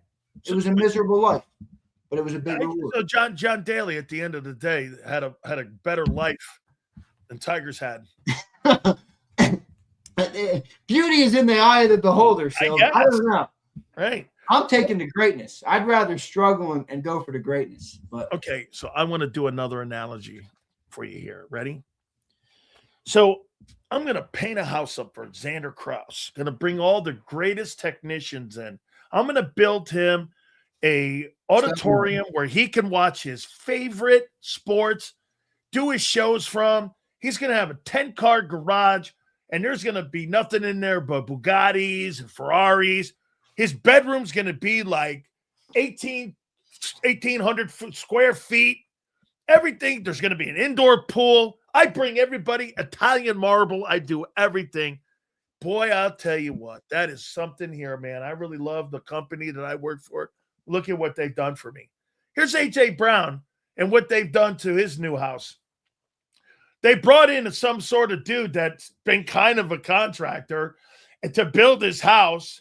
They got another guy who's never built a bedroom. They got another guy who doesn't even know how to put a pool in, but he's going to put the pool in anyway. And I'm living in this house going, you're really trying to convince me that you've done enough to make me want to live in this house? You've done enough for me to want to convince to stay here? Do you think the Eagles have done enough in the offseason? Analogy. Hold on. Do you think the Eagles have done enough for the A.J. Brown to go, wow, that's really changed. I really want to stay here. Is 32 large not enough? No, because he can get it anywhere. No. Stop with the money. He'll get 32 anywhere. Anywhere. Oh. Tell you what, he goes to a high-volume passing attack, and you see those 100-yard reception years and 1,400 yards, he'll get another bag of money. How many years does AJ have left? Okay, well, let's figure that out. let's do this. Did Devontae Smith make $20 million a year after the age of 32? I mean, Devontae Adams. Devontae Adams, but Devontae Adams is a much better player than A.J. Brown. Devontae Adams is a Hall of Famer. Oh, okay. Well, Stephon Diggs just got $24 million a year. Did he really? Yeah. Look at his number. $83 million over 3. Here, let me double check that. They're gonna cut it. Let me see what Stephon Diggs signed with New England. You're right. 3 years, 69, but 20 million. 20 million a year. And what do you think AJ's better than that guy? Well, I mean, that's about a 50% less. So, I mean, well, 40% less. That's my point. You think he's not going to get 28 million or somewhere up in that number? He will, but I just don't think. I don't think the analogy is good because it's. So I'll get the best looking chick I can find, and I'm going to get my numbers at the top of it. Versus, give me my money, and I'm going to be stuck with the ugly chick, the quarterback again. Hurts is the ugly chick. Trade-offs, Stills. There's trade-offs. We're compromising. Okay. Well, isn't that part of life? Well, tell me this. In the last 2 years, do you think A.J. Brown's been happy? No, he's a miserable fuck. Okay. You think he was happy prior to Saquon Barkley showing up? Getting all them targets, all them catches, all that money. I don't know. Wasn't he bitching then, too? No, only when the quarterback wasn't throwing on time to him. So he's going to bitch no matter what. So you think he's going to bitch if he goes to the Chargers and he plays there with Justin Herbert? They don't have a 1. And they got 90 million. I just don't think AJ's a happy dude, which is okay. I'll tell you what can make I'm not a happy guy. There's nothing about me that's I don't radiate happiness, nor do I look for happiness. I don't seek to be happy. I don't think AJ does either. I mean, I don't think he's happy. I mean, I don't think that's a good word for it. Fuck cares if he's happy or not. So you're going to keep lose a trade just to placate Dan. Now, if he's going to blow the team up, I guess you got to do it, which is where he might be able to hold you hostage. But I just have a hard time. We had a former employee here that we hated, and we didn't want him to be here with us anymore. I'm not going to name names. And, he was a miserable human being. You like working with people like that? Showing up to work and working with somebody like that? Oh, yeah, I don't give a shit. Okay. Well, how do you think that all that's a bad one. I'm gonna get out of that one. I'm gonna go here. I just don't think he's happy in that room, man, with those guys. Dude, that doesn't matter. Yeah, it matters. Why are you putting so much stock in his happiness? Because I need to have you rowing in the same boat with me, man, in the same direction with me. That to me is a good point because it is a team game. It's a team game. It's not an individual sport. It's a team sport, and that makes sense to me. How are you trying to put a new offense in if you got one guy fighting it? How do you know he's fighting it? Oh, I would think that his agent even coming out, and now you have everyone going, hey, we're testing the waters now. And this dude Sileo has got me fucking swinging for the fences right now. I don't know what to say, dude. If AJ really wants out this bad, then get rid of his ass. Who the fuck knows? I don't know. All I'm saying is this. You got to be careful doing it. You got to. If you're not careful doing it, because we didn't start winning until he showed up at this level. All right. He was when that trade happened, that the year after that was when the Eagles started this historic run. So it wasn't hurt. He's the only reason. I'm just saying he's a part of it. So if you're going to remove him, is the team built enough to be able to manage not having him? Remember, you bring up the quarterback all the time. Well, now the quarterback's going to have one less, big target to throw to. How does that affect him? How does that affect the Sean Mannion new offense? How does it affect Sirianni? How does it affect the defense? All of these things have to go into the equation. I mean, I don't think it's okay. Get rid of it. It's not Jahan Dotson we're talking about here. Okay, fair enough. So who do you think has been more responsible for the success of the Eagles, Hurts or AJ Brown, in this last 4 years? Hurts or A.J. Brown? I think Hurts. Hurts. I think you would agree with that.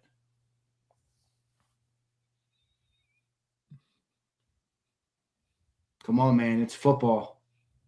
Quarterbacks matter more than wideouts.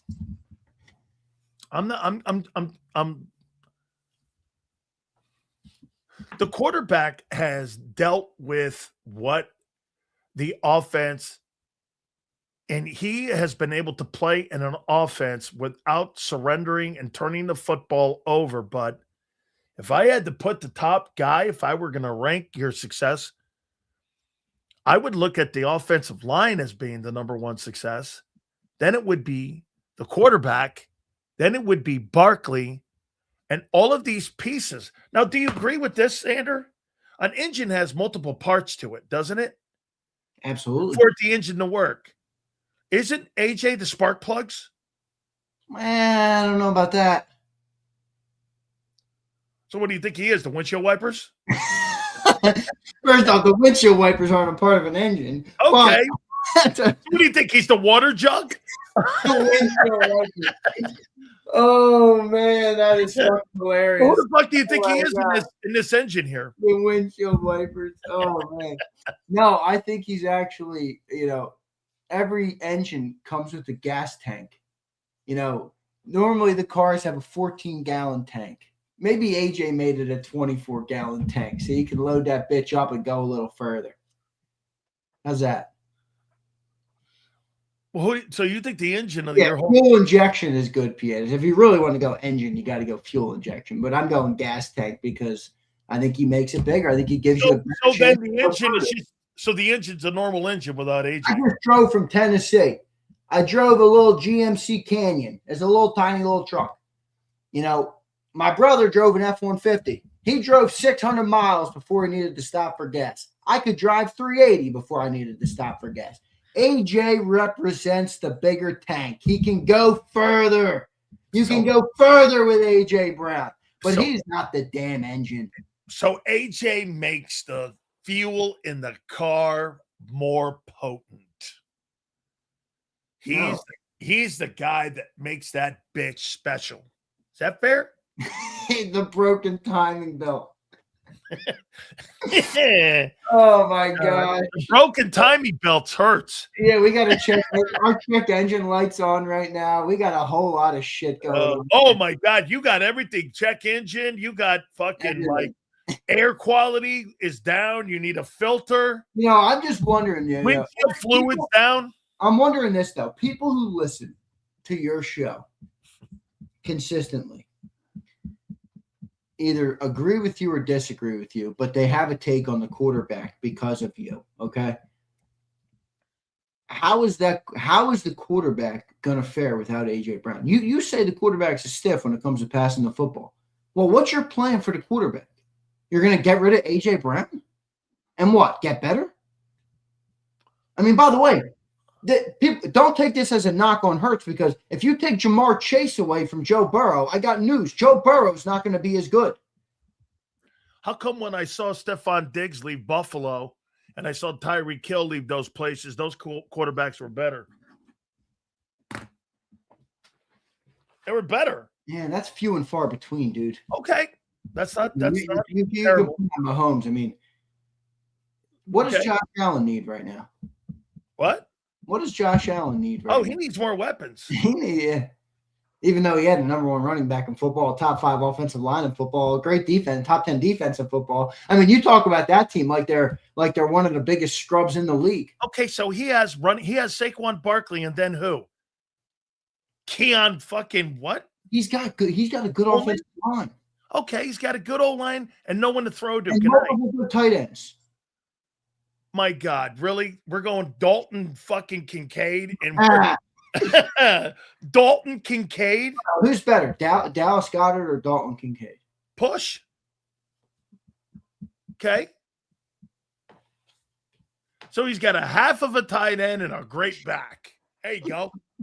and a bunch of stiffs at wideout. No, you know what he has? He has a bunch of Johnny Wilsons. No, he doesn't. Wide receiver. No, he doesn't, man. Hey, Do you believe Howie Roseman right now is fielding phone calls to trade Yeah. this guy? Yes, 100%. What would be your asking price? I like what they're asking for, a 1 and a 2. I know they're not going to get that, but did you see the report that came out that they're calling the Eagles unserious? Guess what? This is like poker. Who blinks first? It'll be a team blink first. Oh yeah, another team is going to blink before Howie Roseman. That I know, so I'm not worried about it. If we do trade AJ, it will be for a better return than people think. And certainly a better return than Sills thinks. Sills thought we were getting a 3 a couple months ago. 1 and a 3. No, you said a 3. No, because then I thought about the money and the 30-some-odd million that they're going to have to take on. You said a 3. That's it. I don't really. You think he's a 1? You just got through telling me you think he's the man. I originally thought he was a conditional too. Would you send him back to Tennessee?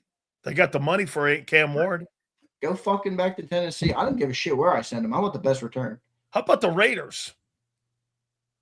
They got $90 million. If they give the best, what first round pick are they giving? They're not giving 1 overall, obviously. They would give a 27 one, wouldn't they? Yeah, that's true. We've talked about this. It probably has to be a 27 pick in general. Yeah. Because they'll have to defer to post June 1. I would look for the best trade package. I don't think every team's going to be as interested in AJ as people think. I mean, some teams will be interested in him, but if you're a team that's not at the Mendoza line of being able to compete for a Super Bowl, why are you trading for a 29-year-old, $32 million wide receiver? Makes no sense. Can you imagine A.J. Brown on the other side of DK Metcalf in Pittsburgh? I'm not real infatuated with DK Metcalf. I don't think he's that good. But he could be a decent 2 next to A.J. Brown being the 1. Well, I don't think they paid him $32 million to be a 2. How about the 49ers and A.J. Brown? It's funny you said them because I thought about them. I don't think the Eagles would send him to them. Mike Brown's talking to them too. I think the Eagles, contrary to many of our listeners who just for some reason think the 49ers are like a shitty organization. They're not. They're going to be a really good team this year. They're a good organization. I think the Eagles know that, and I don't think they're going to send them a good player. I just don't. If you got something decent back in return? If you can get something decent back from them, can't you get it from somebody else? Now, if they're gonna go over the top, then yeah, I'll do it. I'm just saying, I don't think that would be the Eagles' first. I mean, they definitely wouldn't want to send him to San Francisco. See, that would be my selling point to AJ would be this if I was Philly. Hey, listen, man. Okay, listen. I know you're 50-50 on potentially wanting to be dealt, but if we deal you, we're talking about Titans, Raiders, Jets. I'm talking about AFC teams. AFC teams would be Jets, Chargers, Bengals, Patriots, Colts, the Broncos, the Ravens. Those would be your teams because those are the team right now that have cap space today, with the cap being put officially today at 301.2. How about that too, Zander? 2021, the cap was 198.2. Now it's 301.2. It's crazy, man. Shit, in the next 3-4 years, this thing's going to be $450 million.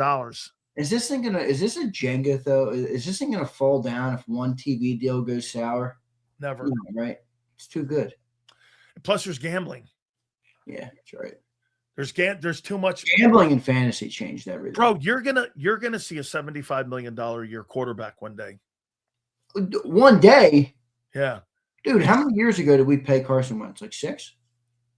Was it that? No. Yeah, it was like 8 years ago. I think we paid him in 2018. What'd you pay him? 31? 32. 32. Jalen Hurts makes 52.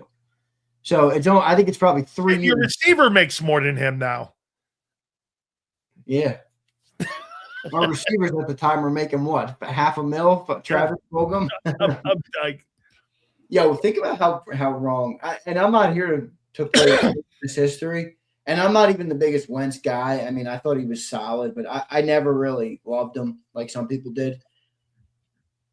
They did not do him any favors in terms of extending his career. I mean, imagine if he had I'm echoing.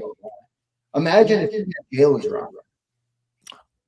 I think you bring a great point up in the fact that maybe that's what the organization had an epiphany on, that they didn't do enough to give and put enough people around him to help him, that what they're doing for Jalen Hurts by making sure that the talent is stacked around him. But then guess what, Zan? You don't really have a big window for that, because you know what's really, really clouding the judgment now? Every single year, you guys always turn the defense over. You know what the problem now with the Philadelphia Eagles are? You're making tough decisions offensively because you can't turn the roster over like you used to defensively and let guys go and let guys. You've never really had a person where you gave multiple contracts to outside of Fletcher and then who? Brandon. Fletcher and Brandon. Name me another guy you gave multiple contracts to in the last 10 years. They've been all one contract. They've been like 3 years and gone. 3 years and gone. You didn't even want to sign TJ Edwards. You need to develop the goddamn guy. It's true. No, but that became a process for you dudes. But now here's the problem. Now you've got this. Now you've got Lane is an offensive guy, dude.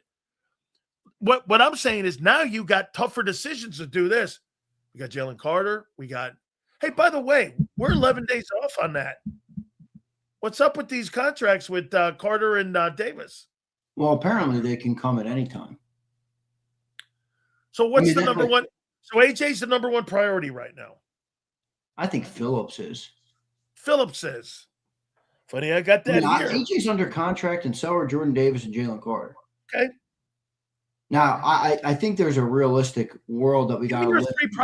Give me your three priorities right now that Howie has here on March 2nd, heading into, what are we now, looking at 8 days away? No, 9 days away. So they've established that they want Jalen Phillips in terms of the importance. I mean, you can tell by the way John talks about him. He's got inside information that they want Jalen Phillips, but there is a walkaway number. I like Jalen Phillips. Don't get me wrong. I'm not saying he's not a good player, but I'm not like over the moon on him. Like, I would have felt better about paying Milton Williams 28 than I am about him about 25 or 26. But they're probably going to end up having to do that. I'd probably take the gamble on Carter. I know it's a big gamble. I would too. I'd probably do it because I don't want that thing to balloon too much. And even like, you're going to pay him. You're going to pay him next year. Like, mark my words, Jalen Carter. Pay him what? That's the question. If you pay him now, it's probably 30 to 32. If you wait till next year and he goes out and has a Pro Bowl or an All-Pro season, guess what? It's going to be 40. If he goes out and he helps the team win a Super Bowl, I'd be more than glad to pay that. Yeah, but it also, you got to build a team still. So, if you can pay him now, you get ahead of that. I think the only real concern there that makes sense is it concerning that him and Jordan Davis took to a contract year to get their asses in shape? No doubt. So, but I'd probably pay Carter because I think that thing's going to balloon. I mean, and you don't want him leaving. So I ain't paying Phillips $22 million, bro. Huh? I ain't paying Phillips $22 million. 22? That's light. No way. No way. I'm with Deshae. I want to pay Davis, but John thinks Davis is going to be $15 million a year. That to me seems so low. I'm biting that deal. Oh, I'm biting two of those deals. Are you kidding me? I'll sign you for 6 years at $15 million a pop. I mean, that's nothing. Shit, you're talking what? You're talking $45 million over 3 years? Yeah. Shit, I'm in. You want to do that? That's what I mean. Give him the old Fletcher Cox deal. Fletcher Cox was what, 6 years? I think he was like 6 years, $98 million at the time. That was a lot for Fletcher. Shit, I'll tell you what. That's a great call, what you just said. You want to do $15 million, son? I'll give you 5 years. I'll stick with that deal because by the time his deal comes to maturity, those D tackles will be making $25 million a pop. You got yourself a Devontae Smith deal. Yeah, but it's all about the guarantee there. I mean, if they're going to give him 5 years. Yeah, you'd give more up front. Yeah, you got to give him more guarantee. So we'll see. I mean, and then AJ, I mean, again, I'm having a hard time thinking that we're going to be a team competing for a Super Bowl if Goddard's gone, AJ's gone, Jalen Phillips is gone. I mean, what are we rolling out here? Bunch of draft picks? So when you bring in a whole bunch of new people into a company and you fired everybody, you bring in a whole new crew in, are you expecting instant success? That you're just going to carry on what you've been doing? Well, that's what you've done in your offense, isn't it? You've revamped the entire offense. Well, and you're trying to make it worse by getting rid of AJ. Not me. AJ wants out. That's true. But you want to listen to him. You're damn right, because I don't want a malcontent on my team. That's fair. We'll see. I mean, I don't know if he would be or not. I got a guy that's bitching about the quarterback not throwing on time. My numbers are down because they want to run the football. John says, by the way, we'll get to your supers in a minute. By the way, John says that, they want to do more priority in the run game. Well, fuck, that doesn't make me sound like, if I'm hearing, like, every time I listen to Birds 365, if I'm AJ Brown, I hear John do this. Hey, I want to get the run game going. I'm like, hey, Tori, hey, Paxton, get my agent on the line here. I'm out of here. So do you think we're, I don't even think you believe this. Do you think we're like at this point, rebuild's coming? Now, remember, they rebuilt quick in 2020. Well, but here's the difference. Okay. How many of those players did you have in the offensive line in 2020 that are here on the team now? Well, remember, 2020, they won 4 games, and the offensive line was destroyed all year. O-line, you had Mulata, you had Lane. Was Landon there in 2020? No. Nope. He got there in 19, right? Or 2021. 21. So you had your bookend tackles then. I asked you a question all last week. You told me in the next 3 years, you guys are going to be rebuilding at least 4 of the 5 offensive linemen. Well, how's that not a rebuild? It's a retool. Retool. It's a retool. If you have a a set of tools, which I know you don't, so I don't think you don't replace the whole kit if you're screwed. If you got a screwdriver, you just go pick up a new screwdriver. No, Sills don't hold screwdrivers. You don't throw out the entire set of tools. You just grab a new screwdriver. Sure. Hey, Bob, my old lady knows more about fucking tools than I do. That's for damn sure. She's got the tool. Actually has a toolbox. Screwdriver in my hand. What are you, fucking crazy? That ain't happening. Is it that hard to turn a screwdriver? I don't care. I don't want to. I have no interest in that. What do you mean you don't want to? You haven't had moments in your life where you needed to fix something in your home and you couldn't do it? Yeah, it looks like I have the patience to sit there and make a chair, right? My wife made this. Jeez, dude. Holy shit, you're talking about this like I'm curing cancer. I don't pick up tools, dude. Oh my God. Dude. Hey, I got enough with these tacks that I have to put a stupid green thing up every weekend. I mean, you should see my gosh. Hey, it's a trend. Hey, you know what? Look, you see this camera, guys? I showed Zander this camera, and he went like this. No, we're not going there. No.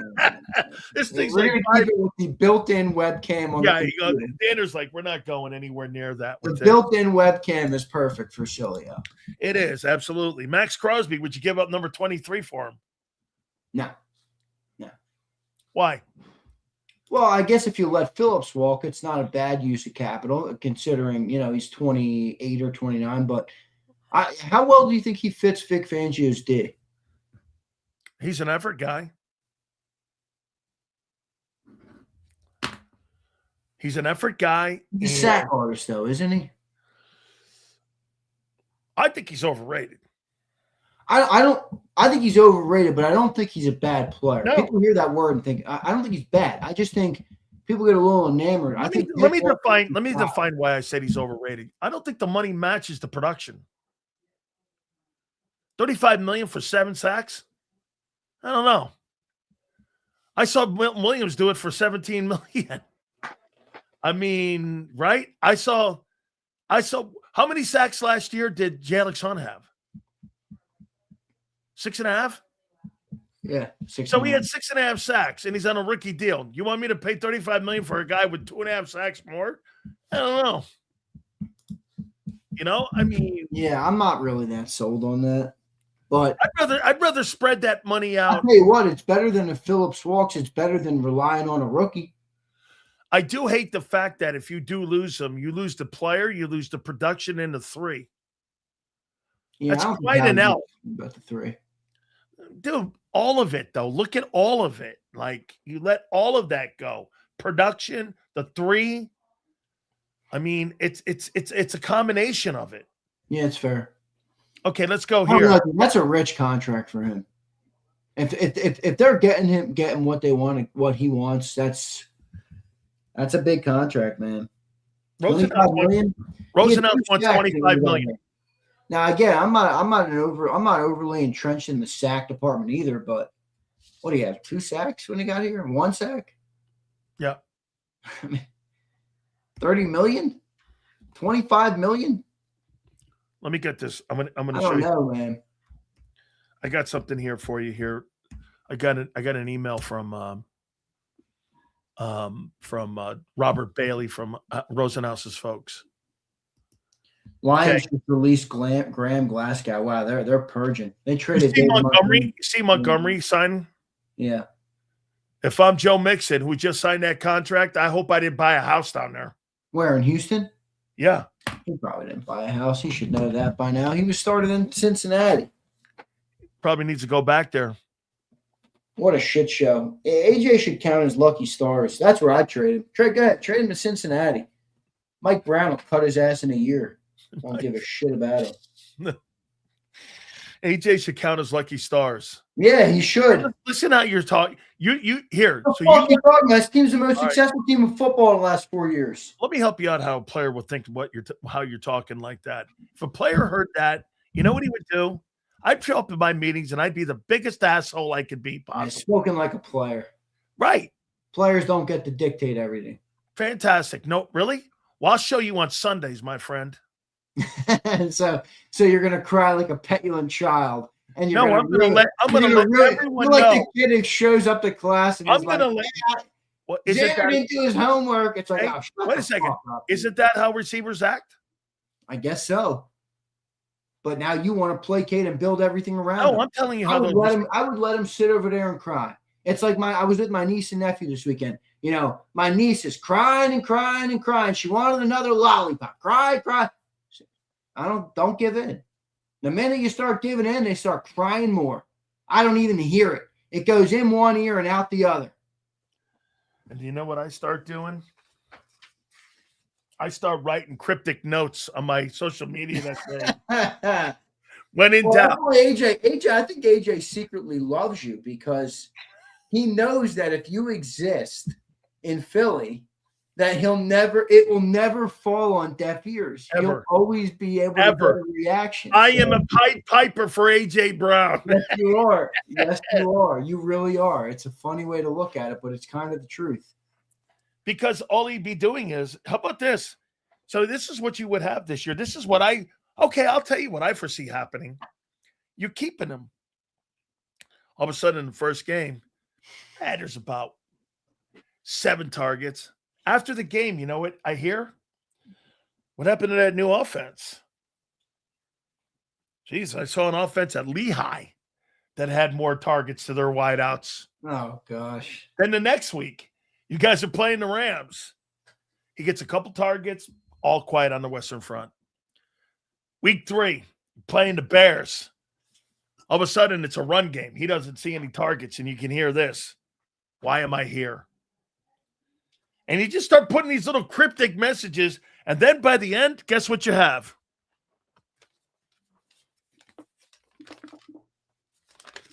I have the off-season plan. Oh, it's 3rd down?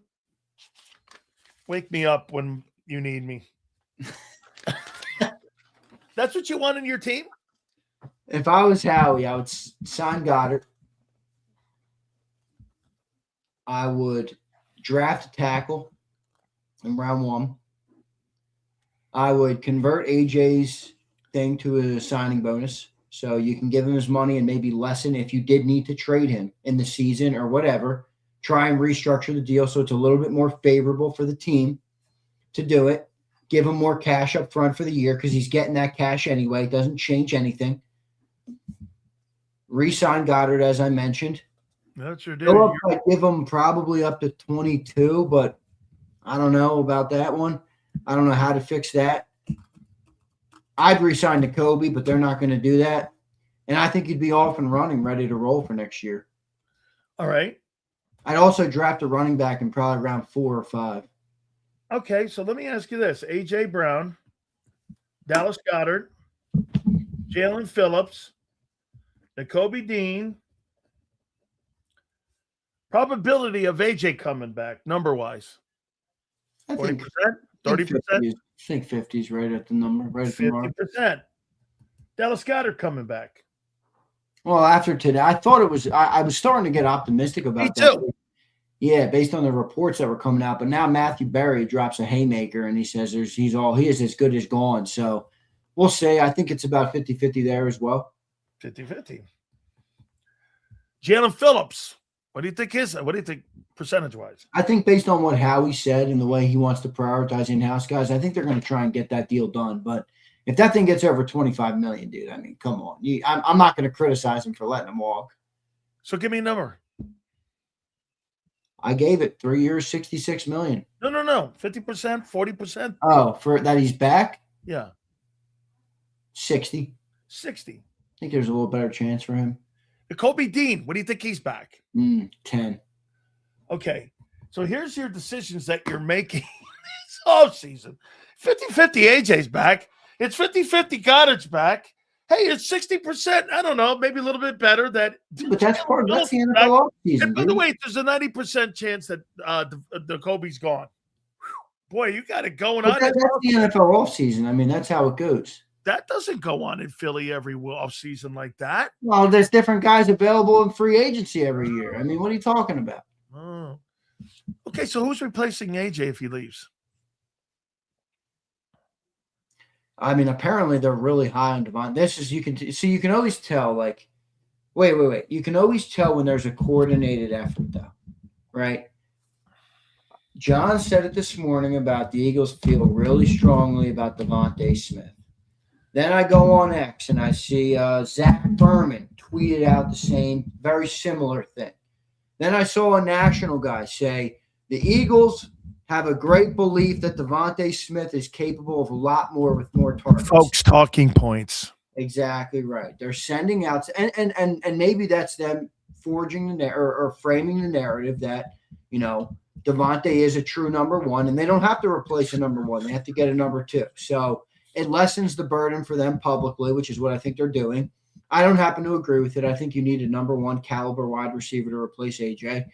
And I don't think they're going to get one, though. So I don't know, maybe re-sign Jahan Dotson. Oh, my God. Or Johnny Wilson. Johnny Wilson, Devontae Smith, and Jahan Dotson is the new offensive. Jahan Dotson's not signing here. Did you hear him praising QB1, though? Says the best leader he's ever been around. Okay. I bet he is a good leader. I have no problem with that. I don't know. I'm not in the room. I'm talking about throwing the ball, though. What's that got to do with – hey, isn't it funny? Every time you hear somebody praise somebody, you never hear this. This guy's one of the most skilled and gifted players I've ever seen. When you talk about Jalen, you go like this. You talk about a guy who commands the room is really, really one of the best I've ever been around. I never hear this. This fucker throws on time. He's spectacular in the pocket. I never hear any of that. Well, that's okay. Because only the greatest have both. The Mahomeses and the Bradys of the world, the Montana. And the Darnolds. No, and the rest don't have both. Okay. Josh Allen's got great talent. Guy makes more mistakes than a toddler. I mean, it gives me more is asked to him. I don't give a shit what's asked to you. You're the quarterback of the team. If you're going to turn the ball over and over again, you're not going to win the games. I didn't say he played well in that game, but don't look at every quarterback has the different requirements on how to win a game. Hurts doesn't have to be spectacular ever in a game for them to win. He's proven that in playoff games. Tom Brady didn't have to be spectacular earlier in his career. Okay. Neither did Mahomes. Mahomes played like holy dog. Brady evolved as he got older. So you're assuming then, or I don't know, maybe you aren't, Brady got better and evolved as he got older. You think Hurts is going to evolve and get better? I don't think because of the dual threat. Now, maybe that's what he's trying to do with passing. I don't think you've seen enough substantial evidence to think that that's going to change. But, I'm just saying, I don't think it's a perfect comp. I mean, most other quarterbacks don't have both. So Jalen doesn't have the perfect arm at the timing throws, but, he does give you the intangibles that you need to lead a team and to get to the Super Bowl and to do those things. So there's still value on that. Maybe it's not as valuable to you, but there is a value on that. There is. I think there's a huge value on that. All right, before Gary Cobb gets in here, we read some supers. Please hit the like button. I've landed on Caden Proctor at 23. Who'd you landed on? I like Caden Proctor. I'm good with that. I'll tell you what, I'm not as impressed with that tight end as everyone else is in Oregon. Oh, I like the second tight end better. Oh, okay. Eli Stowers or whatever. I will say I like Sadiq. But I mean, dude, I'll take him in the second round. How many college yards has Sadiq had in his career? I don't even think it's 1,000. No. And he had drops this last year. Let me look that up. That's my problem with him. And they're comparing him to Harold Fanning. He's no blocker. Now Fanning's good. Dude, he had 560 yards in 25 and 308 in 24. Yeah, dude, this guy's got 868 career receiving yards in college. He's going to be a first-round tight end? No, wait, who are the other first-round tight ends? Colston Loveland and Tyler Warren. Yeah, those guys were great. Like, what did those guys produce? Loveland, I don't think, because he was in a run-first offense. Remember something. Oregon, but he still had 1,500 yards in his college career. Remember something too. This kid's in a passing offense in Oregon, right? Well, kind of. Yeah, they had that Dante Moore quarterback. He's coming back too. Yeah, I'm not a huge fan of him. But he goes in the first round. Tyler Warren had 1,800 yards in college. Yeah. So I'm just saying, I'm not saying Sadiq's not a good player, but to be a slam dunk one to me with 500 yards last year is not. I don't know. I mean, have you landed on anybody yet? By the way, those Ohio State guys were off they were running 4.46s at 6'4.5", 250 pounds. Bro, that's crazy, man. I've never seen anything like that. Dude, you know who I like, but it's never happening for the Eagles, but that Sonny Styles linebacker at Ohio State. Holy fuck, that kid looks like he's got every time he was up for a drill, I watched it. I know. He looks just unbelievable, man. He's one of the most impressive. By the way, his tape matches it too. He's not one of these guys where, you go to a combine and his tape doesn't match it. His tape matches it. He's a special guy, man. Yeah. So we'll see. I mean, who do you think you landed at 20? Right now, you don't have to be committed to it, but probably a tackle. I could see Proctor. I could see that Clemson kid.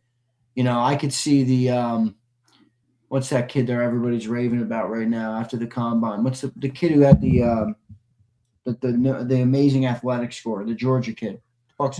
Monroe Freeling. Yeah, Monroe Freeling. I could see that. I think a tackle still makes sense at one, but it is a luxury pick, man. We'll see. It's still going to dictate on what happens with AJ, right? So you think if they trade AJ, they draft a wideout? No. I don't either. Because I don't think there's enough of them down there. I think, John laughed at me when I brought up Mike Evans. Now it's being reported that he's actually there. They actually might have interest. So yeah, I know. I'm going to have to bring that one back up tomorrow. Listen, I already know that he had. Because you told me that. That's where I got the topic. And I brought Derek Gilmore. Derek Gilmore. John hit me with the no. Stop the topic before you even start, Well, they spoke Wednesday night. Yeah, rumor is he likes Jalen Hurts. Rumor is he likes winning right now because he's got his ring. Rumor is he likes Jalen Hurts. Jalen Hurts will either have the type of year that makes his haters lose their mind and cement himself as a Philly legend, or he will start the end of his career in Philly this year. It feels like there's no in between on Jalen Hurts this year. Sounds like the same for Nick. Yeah, agreed. Jalen Hurts is going to go down as one of the greatest cabooses in life. Oh, bullshit, dude. He's already one of the greatest Eagles quarterbacks. Or he's going to go down like Troy Aikman. Who's your Eagles quarterback, Mount Rushmore? Well, here comes Sills. He's going to pull out the 40s and the 50s. Watch. I don't know anybody in the 40s or 50s. Yeah, you do. Fucking, who's the guy that won the Super Bowl in the 40s and the 50s? What was his name? I'm blanking on it right now. Sonny Jurgensen? Yeah. That's the 60s, but no. 60. No, somebody won in the 49. Norm Van Brocklin. Oh, not that guy. And then Tommy Thompson won in 49 and at 48 and 49. Tommy Thompson. Okay, yeah. No, but I don't really look at players who folded their helmets up and put them in their back pocket and go like this. You know, I mean, what we're talking. If I were to pick the best. So give me your Mount Rushmore of Eagle quarterback. As much as I hate it, I'd go McNabb 1. McNabb's definitely, one, I guess probably. I'd go Randall 2. I would go Hurts 3. And I would go Jaworski probably 4th. I don't think you can leave off Jaws. So I put those 4 guys. I don't think Vic played long enough. No, he didn't. And I like Vic. He's not a. Yeah, but I would those would be the guys. Let me tell you something. If Cunningham played in today's NFL, Bubby Brister's a good one. Bubby Brister and Hurts have a lot in common. I'm with Pump. Does Foles deserve a mark on there? Foles was 2 up and down. Oh, wait a second. I'm not looking at your body of work. If I do that, I'll talk about Donovan McNabb. I'm talking about one moment, one opportunity, like Miracle. Okay? You play them 10 times, they might win 9, but not this game. And Nick Foles delivers the city of Philadelphia its first Super Bowl in history. And by the way, we might not have another Super Bowl if it wasn't for that first one. Oh, man. Dude, he had a moment in time. He broke that moment in time is the biggest in the history, maybe in Philadelphia sports. That's not a career. The 70s were massive, obviously. The Phillies were, when they won the World Series 08 and when they won earlier. That's it right there, man. Jalen Hurts is the modern day version of Bubby Brister. I think Jalen is arguably number 1. How about this?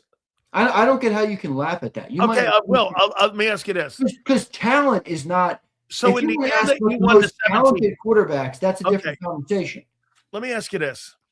Let's go to this. And I think this is a good little. Jalen is the most accomplished quarterback of any Eagle quarterback in history. That's like telling me that Bob Greasy is better than Dan Marino because he's more accomplished. Well, it's a fair pushback, but the reality is this is our Eagles history. I think when you have as few wins as you do, Super Bowls and things as you do, the guy who was able to get it done deserves a big deal of credit. Okay. And by the way, he played damn fucking good in those games for all the people shitting on him. Okay, here. So that 2017 Super Bowl team, how do you think Jalen Hurts would have performed with these guys? Let's see here. Zach Ertz. What a stupid comp. Alshon Jeffrey. Nelson Aguilar. Pretty good. Offensive line was beast. Running backs were great. Receivers were great. Torrey Smith.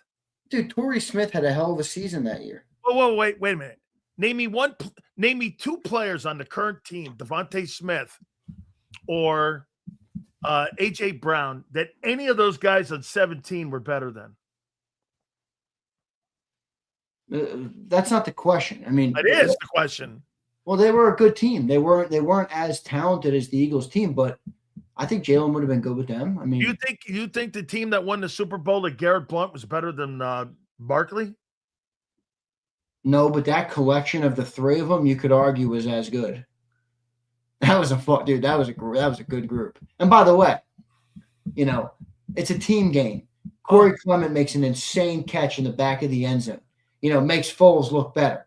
So I mean, come on, man. No. I'm not dismissing these dudes. I'm just making comparisons to these dudes. Corey Clement, Jay Ajayi, Nelson Aguilar, Alshon Jeffrey, LeGarrette Blount, Zach Ertz versus Goddard, Brown, Smith, Barkley. I don't see the comparison. I mean, dude, I think you're a little off your rocker. I mean, really? Not off your rocker completely, but that team wasn't a bunch of stiffs, dude. That was a good enough running game. Alshon Jeffrey had a hell of a year that year. At 780 yards. Catching passes like crazy. Nelson Aguilar was contributing to the Super Bowl team. I mean, Zach Ertz. I mean, come on, man. I think Nelson Aguilar had 57 catches for 780 yards, and Alshon Jeffrey had 62 catches for 700 yards.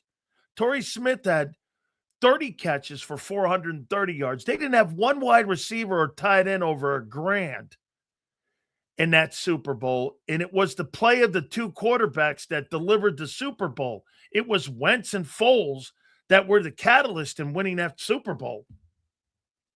The quarterbacks carried that team, along with the O-line and D-line. Well, that's why Nick Foles deserves to potentially be on the Mount Rushmore. But I don't think Jalen would have been I don't think that. I criticize Jalen often. I'm not somebody that's proven to be a truther to the point where I'm in denial. Team Jalen deserves a little bit more credit than you're giving. That 17 team doesn't come nowhere near the talent offensively that the talent you had in 24. There won't be one guy to go to the Pro Football Hall of Fame as a skilled player from that team.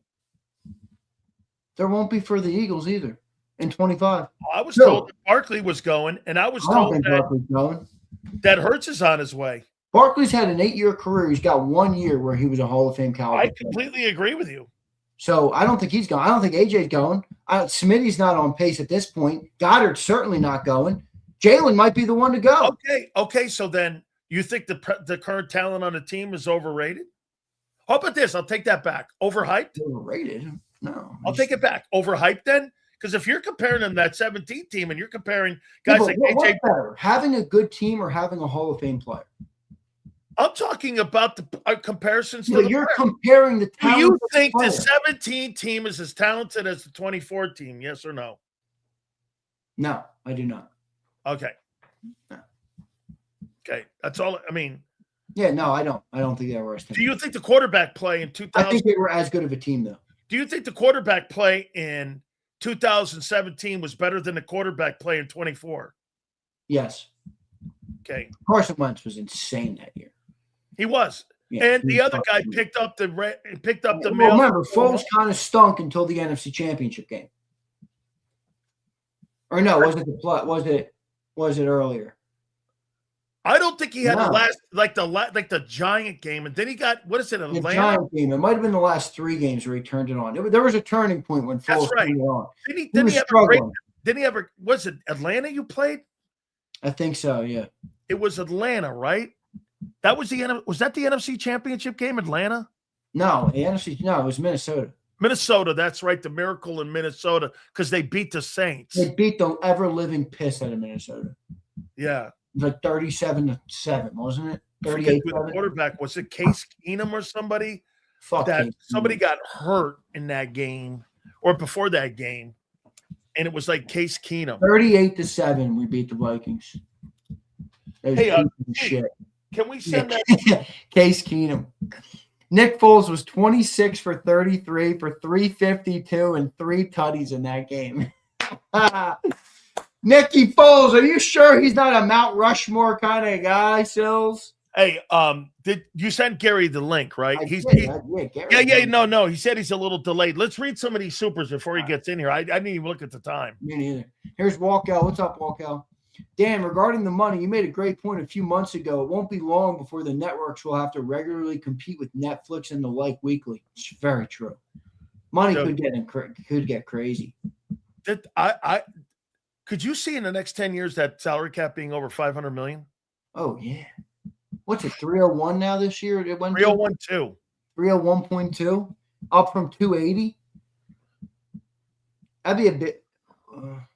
Yeah, I mean, that's about 20 million a year. Well, Zander, I told you in 2021, the cap was 198.2. Now it's 301. And just in a matter of like 5 years. Yeah, it's crazy. It's gone up that much. I think in probably 8 years it'll be 500 million. Man, 500. You're talking about $100 million a year player. Man, hey, the first year they had the salary cap. You ready for this? The salary cap was $34 million. It's amazing. It's crazy what's happening. AJ makes 31 now. Let's get to a couple more. DC Mike says, you said the Cowboys were 50 million over the cap. Does that include the 30 million they carried over from last year and the 66 million they just cleared? The Cowboys right now are 56.133. Let me refresh it there just to double check. Yeah, actually, the Cowboys right now have the most money over the cap. They're 56.1. They still got restructuring to do with Quinnen Williams and also with Clark. And with, I would think they still got, probably they're going to do Dak. Dude, you got some doomers in this chat now. You've created a bunch of doomers. Look at this guy. Not me. Nick says, Goddard wants out. AJ wants out. QB can't throw on time. The O-line is old. It's over. The little window we had is closed. Tell AJ to see a therapist. I mean, that's what you got the fans saying right now. Here's Corporate Pumper. It's a little porthole right now. A little tiny porthole. Here's Pumper. I agree, fellas. We need to trade Jalen Hurts for the betterment of the team. Additional by subtraction. B Pumper guarantees no book clubs next season. Oh, come on, Pump. I'm not trading Jalen Hurts. Here's Prince. Sills is not allowed to touch the grill, or does he know anything about cars? Sills, your man card is under review, my friend. Mr. Just Eat. Yes. The only thing I know how to operate right now is a fork. Don't let Prince shit on you. Here's Pump. Sills, you better take back that Project 89 slander. Y'all see the run game without Johnny's elite blocking ability? Praise Johnny. Johnny Wilson. Holy shit, man. Here's Suo. I want Thunderman. He's going to be an elite set. He is. He's a good player. Yeah. All right, Sills. Good show, man. I appreciate it. Make sure you open your show tomorrow with AJ Brown with big old John. Wow. He loves that topic, boy. I got it. There's more news on it. I think there will be. I mean, we're going to start with Goddard probably. With that. Yeah, Goddard. Now Goddard wants out. Damn. I kind of knew What's going on here? How come everybody wants to leave the greatness of the Mount Rushmore? Wait, look at this guy. Stay focused. Did you just wake up from a year-long nap? He says these dudes are dramatic. Have you ever watched the National Football Show? Dramatic. Just determined that Sileo is dramatic, man. I don't know how to. Yeah, that's a new. Hey, what an epiphany, guy. Yeah. All right, so appreciate you, man. Gotcha, bro. I'll see you in the morning, man. Later, dude.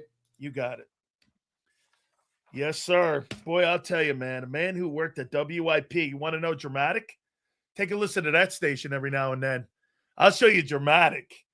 The only person on that thing now is Rhea Hughes, who's actually, she texts me. By the way, she watches the show every time JAKIB comes on. And she wants to come on, but Bob Lang told her she can't come on. So, that we understand that. And not that I'm dramatic or anything here, because that's not my game. I'm just an observationist. Who I go for all my intel is JAKIB from Fox 29 in Philadelphia. He's the guy that's the dramatic one here. Him or AJ Brown, I don't know. So I would say this. I mean, AJ now, they're now talking about him being traded. Where did you hear that first? Oh, by the way, today, now, just before the show started, Dallas Goedert, Matthew Berry's reporting, wants out. All this, the drama, as the Eagles turn. We go to the Fox 29. Our friend JAKIB, he joins us now here on the show. What about that? Dallas Goedert now talking about not coming back to the Philadelphia Eagles means what to JAKIB? Well, it's business. You know how business is. Yep. No, that's not personal. And then, a lot of times, the agent might say, "Hey, look, you don't want to make my job harder. You want to make it easier. So maybe you need to talk about, you don't want to play somewhere else, but you might have to, and especially coming off the year he had. But I don't know. He might walk. He might walk because I could see them. I think they need 2 or 3 tight ends. They need, and then they got Dallas is the only one that can block, really. So I don't know if they can afford it. They got to sign Carter. They got to sign the guys on the defensive side. How much could they give Goddard? I don't know how much could they here, give? let me you go. Want $20 million? Well, no, I don't think that high, but here 15. But wait a minute. So a year ago, see what Gary Cobb just did? He did something slick there, folks, because a year ago, Howie Roseman and the Eagles told him to take a $4.5 million pay cut. That's right. To get down to 10. Now, G Cobb wants to give him that 4.5 back to stay. Now, I don't know how would G Cobb feel if the company came to you and went, "Hey, Gary, I want you to take a 25% pay cut, but here, I'll give it back to you next year." Well, we're all in different situations. Yeah, that's the politician in you, I know right there. Hey, we are all in different situations, so you got to know where you're at. If you're comfortable, if you're comfortable doing it. Now I would tell you with Dallas right now, after the season he had, I could understand why he's going, "Hey, wait a minute, I got to get at least 15." After all, I led the team in touchdowns. 11. I had the best year of my career. So I definitely want to boost. If anything, like I said, his guy is probably coming in there talking about 20. That's me coming in there. He wants to get at least maybe 17, but he's coming in, he's talking 20 and stuff. But I don't know that they can really do much on the offensive side. Well, here, Gary, let me tell you what Bill Moss told me. And in Philadelphia, at the combines, Goddard's agent happened to just run into at St. Elmo's Brett Veach. And what's going to happen with your guy? They can't really talk too much. We got Patrick Mahomes in Kansas City. Those 11 touchdowns, you might get 70 catches and might get $1,000. We got a replacement for Travis Kelce. Dallas Goedert to Kansas City makes some sense, don't it? He would flourish there. He probably would have a good year. Probably would, because they it's just a matter of him and Patrick getting on the same page, and he can flow with them. I'm sure he probably would have a good year there. And you could probably keep both Travis Kelce and him. Now, wow. You'd move Kelce? Well, you could, you can't move Kelce. Come on, so you have Kelce and him as a double tight end set. I don't see how he can go. When you think about it, you can't put that much money in the tight end position. Could you put that much money? I think you only have to give him $10 million. Well, I think he's going to get. I think he wants to get at least 15. You think he'll get that? At the right place, I think he can go somewhere and where he is that important to the passing game they have. If he goes to a team where you're going to get a tight end that can block and get and run routes. So I think he comes in with a lot of confidence and everything. So I think he goes somewhere and tries to get 15. Because I think the Eagles can give him 10 again. Come on. So okay, Gary. So let's go to AJ. Mm-hmm. Do you believe that A.J. Brown, do you believe all the moves they've made,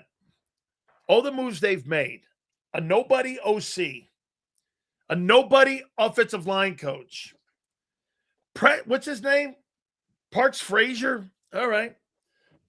They got some other guy in there. Do you think you've done enough to make A.J. Brown do this? Holy crap. Look at all the moves that they have made in this offensive passing game. is going to be spectacular. For him to say, I don't want to be traded. Or do you think A.J. Brown, and now he's being shopped because reportedly now there are people calling the Philadelphia Eagles about the services for him. I mean, they were calling last year. Would you move him? No, I'm not moving AJ. No, I'm not going to move him. No, I want because it's going to be a big hit to the cap anyway. But the thing I want to see is though I'm bringing in the new offensive coordinator because I want to see AJ Brown. I want him to be featured. I want to see Devontae.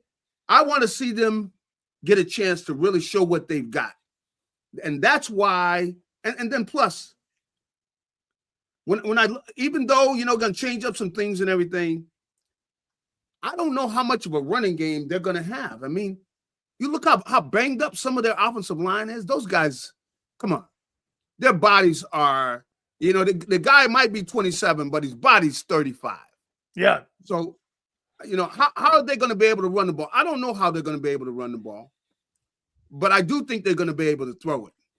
Because of the routes they're going to be running, they're going to be putting guys in motion and doing a lot of things that really puts the defense in a situation where they can't cover everybody. So, and I think Jalen is going to flourish in this offense, because he's going to get chances to get clear reads. It's not going to be ambiguous. Going to get clear reads, and he's going to be put in situations where he's going to be throwing to guys that are wide open. So I think he's going to be able to flourish in it. Plus, every now and then he'll take off and run, and I think the offense could end up being the strength because I got to see them go out and do it. That they're going to be able to run the ball with this offensive line.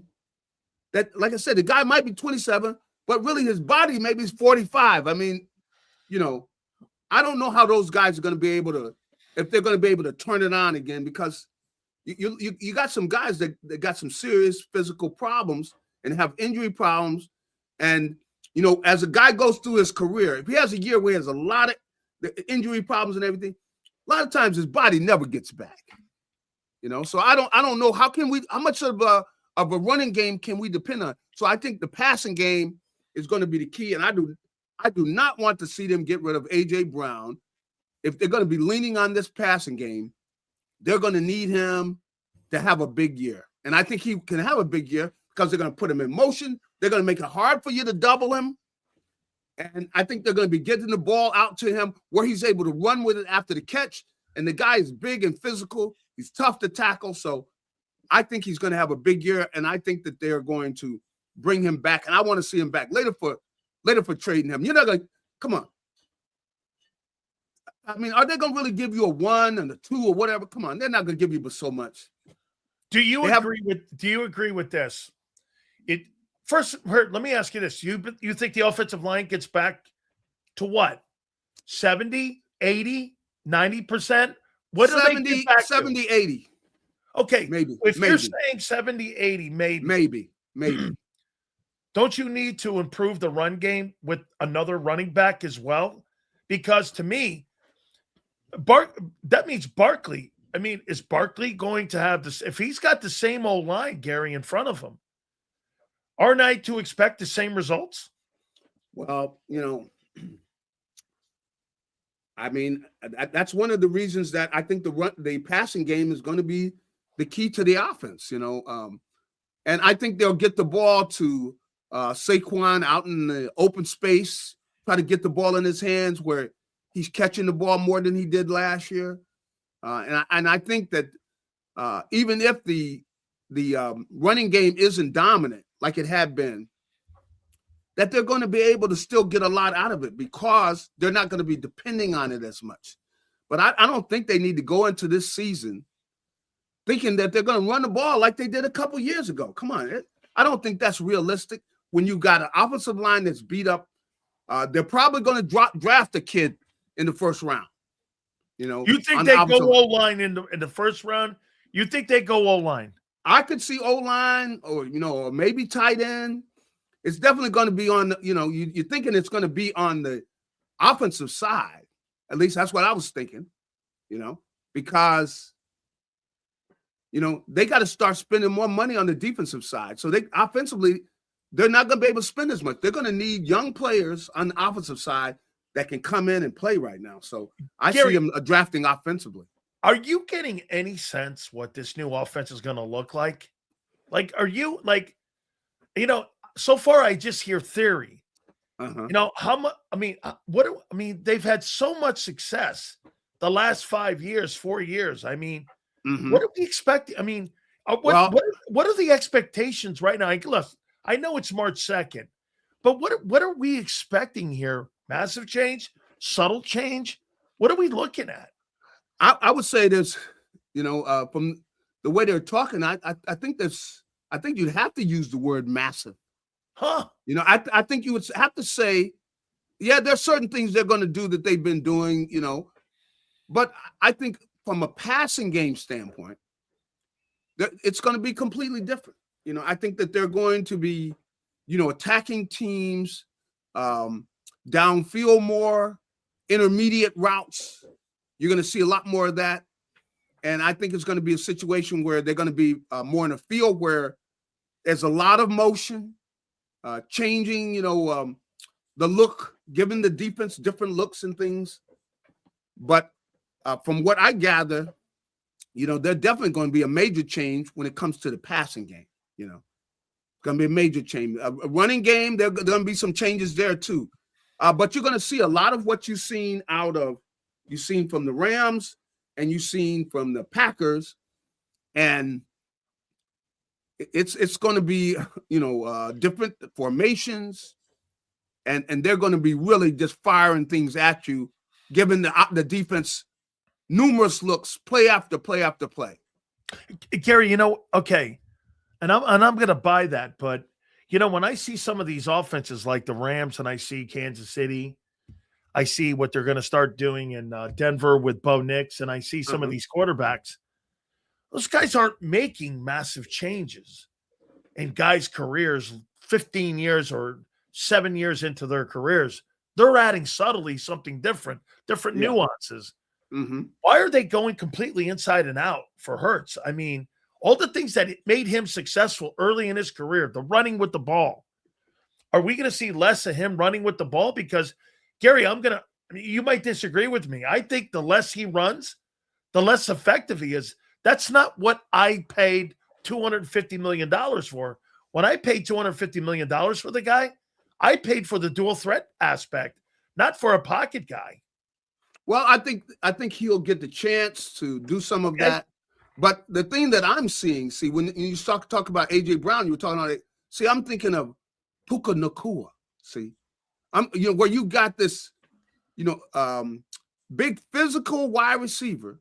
So you're talking moving A.J. around. He's on the move. He's on the move. It's going to be tough to double him, and you're going to put him in situations where he's got guys he's matched up one-on-one, and he can use his physical prowess, to get open and things, and it's going to be tough to get him matched up with somebody. And but what you see with the Rams, that's what I'm expecting to see. That's what they wanted. That's what I think he went into the meeting, went in there and sold them. So that's what I'm expecting to see. So that's why, getting rid of AJ, I'm going to sit in there. This is what I figured they're going to tell. Hey, look, AJ, did you see the numbers Puka Nacua had? Okay. Do you want a chance to do something like that? Now, why would you want to leave here? And that we've got other weapons. We've got other weapons here too. It's going to be tough for people to say, well, we're going to take away AJ Brown, because a lot of times they were doubling him. But if you got a guy that's in motion, it's tough to double a guy in motion, And if you get so caught up into it, you're going to let everybody else have big games. So, at the same time, they're still going to be able to run the football, but it's going to make it easier. They won't be where they're just sitting, letting people know, hey, we're getting ready to run the football, and we don't care if you know it. I don't think they were going to be that open with that. They'll be throwing the ball quite a bit as well. So that's what I'm hoping to see, which is what we saw last year with the Rams, the way they threw the ball. I mean, because if it came down to just throwing the ball, they should have won the Super Bowl. Yeah. If it just came down to that, because they threw the ball on everybody. And I can see where a lot of things I saw Puka Nacua do, AJ Brown can do. So I figured they're going to let him. You think they're going to move him around? Move him around. That's right. I think they're going to move him around. I think they're going to move around Devontae as well. They're going to make it tough. You're not going to know where they're going to be at. And I think they'll move him around, and that's what I'm expecting to see. Would you give up the 23rd pick for Max Crosby?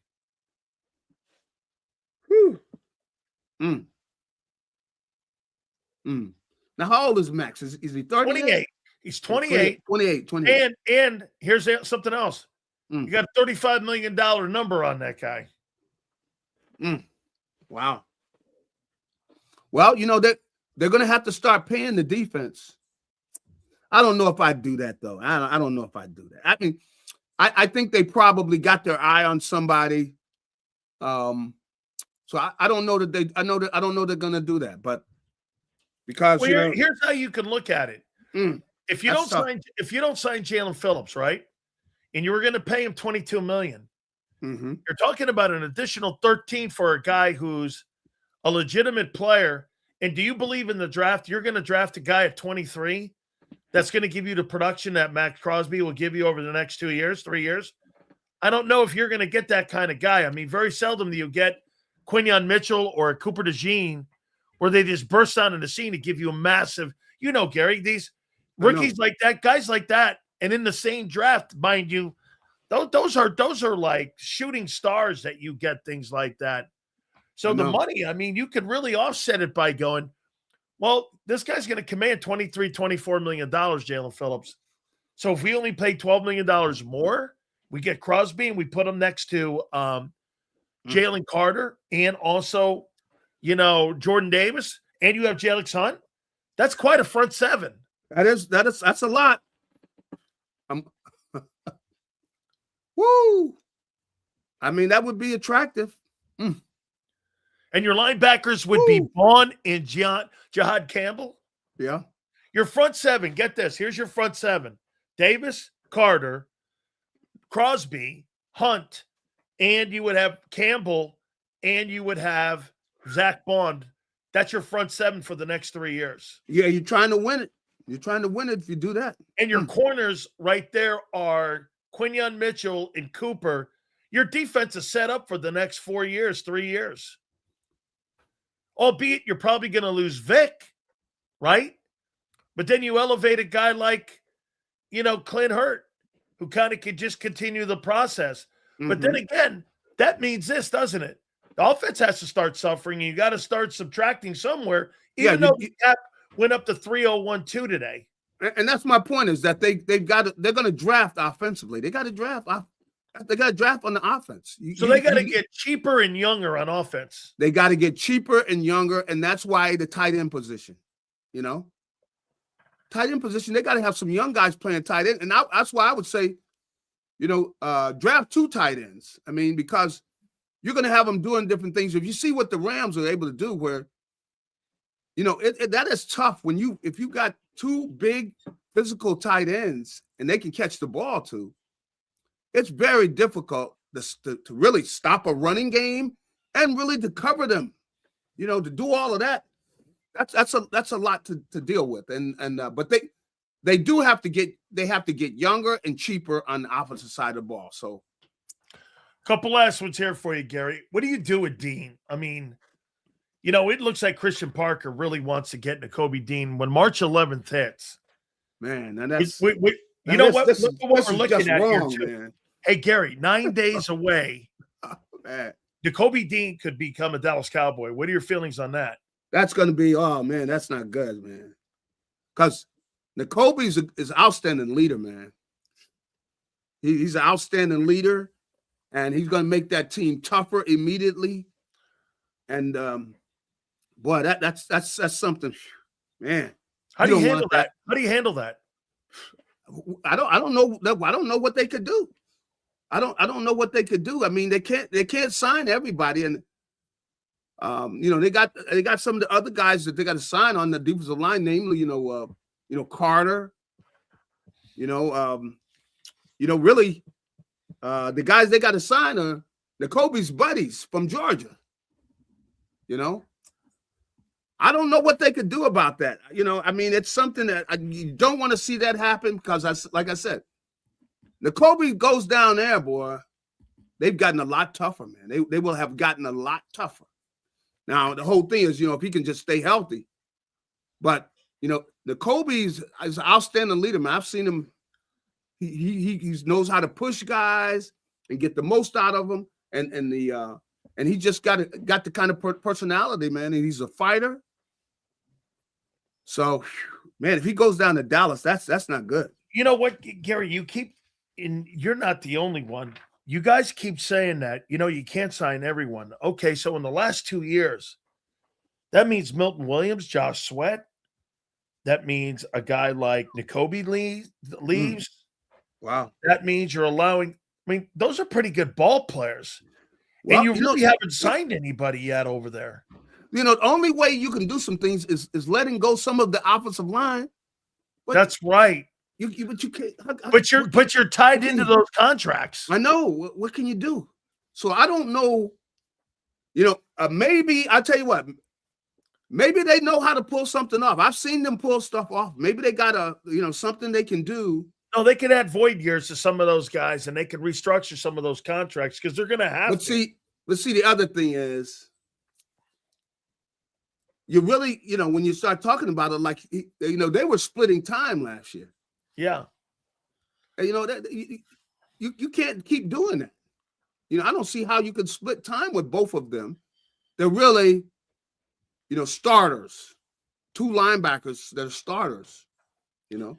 So that's what I don't know. I don't know what they could do with that. I don't see a really answer. Do you think Nolan Smith has been a bust? No, I don't think he's been a bust. No. You think they're going to resign him? I think they're going to resign him. Yeah, I think they are. Yeah, I think they are because he's the 31st pick and he's not starting.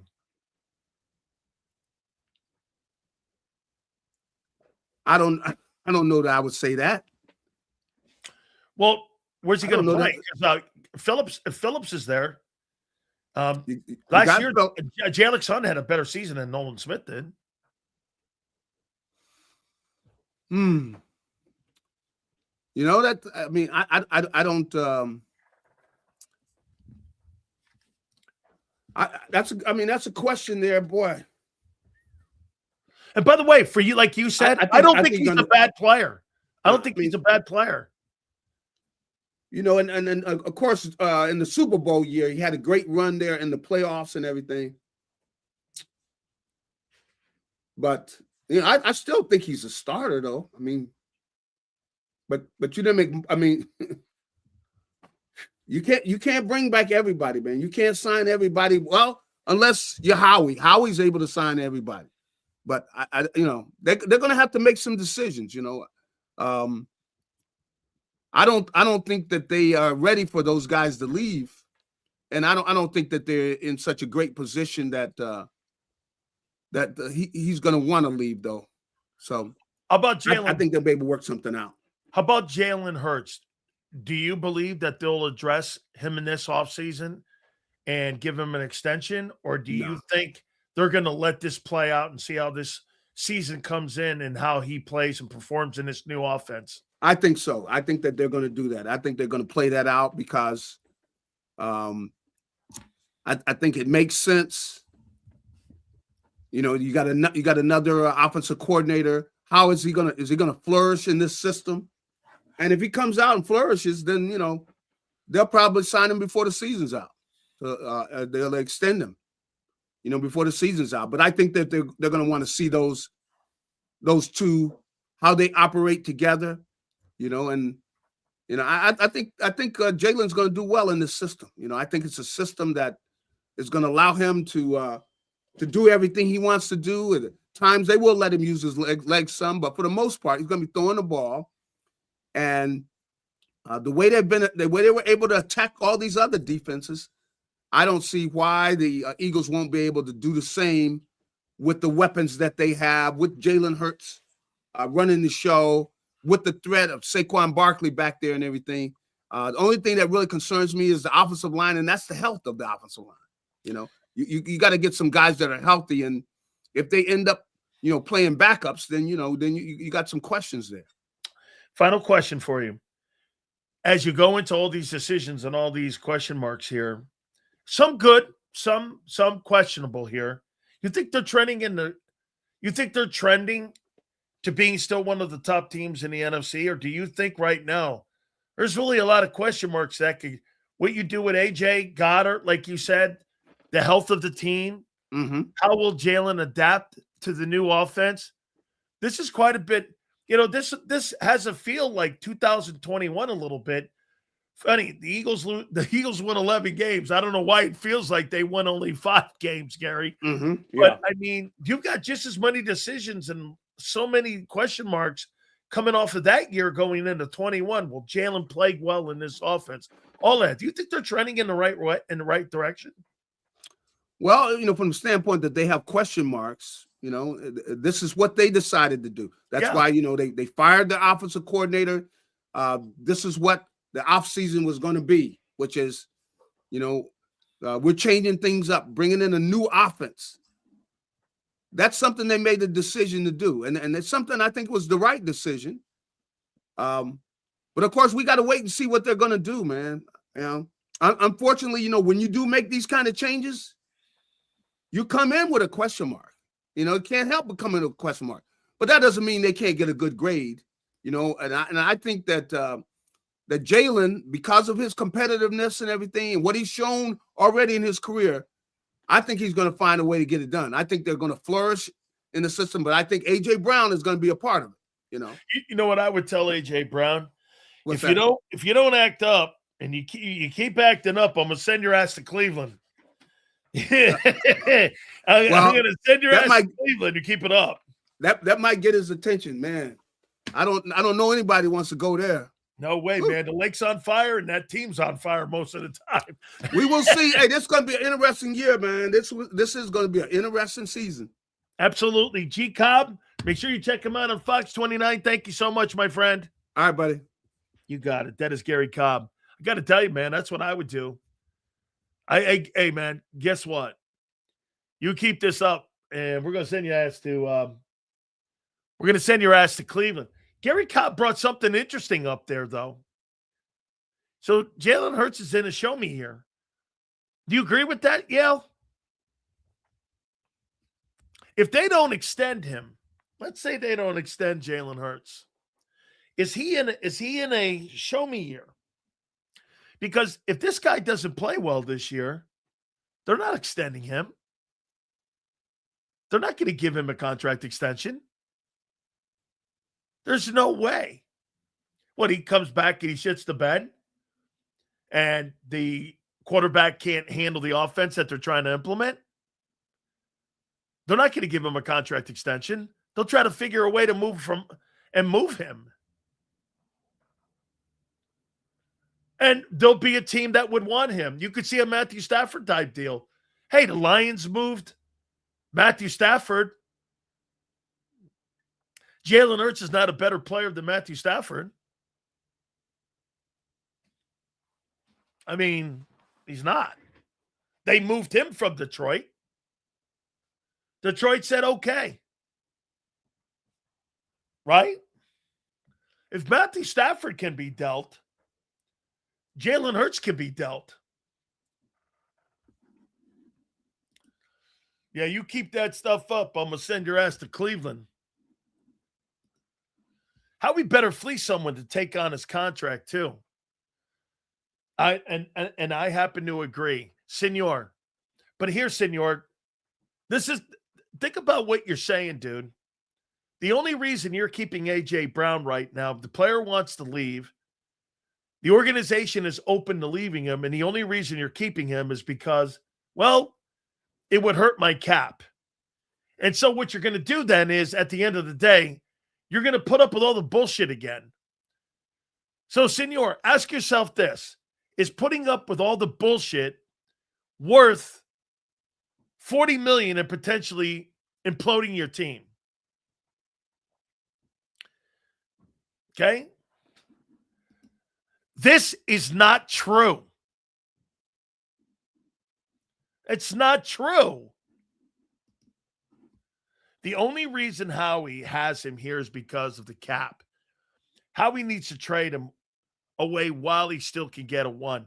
That's another great point. Senor, that's a great point. Here. So if you wait another year, you ain't getting a 1.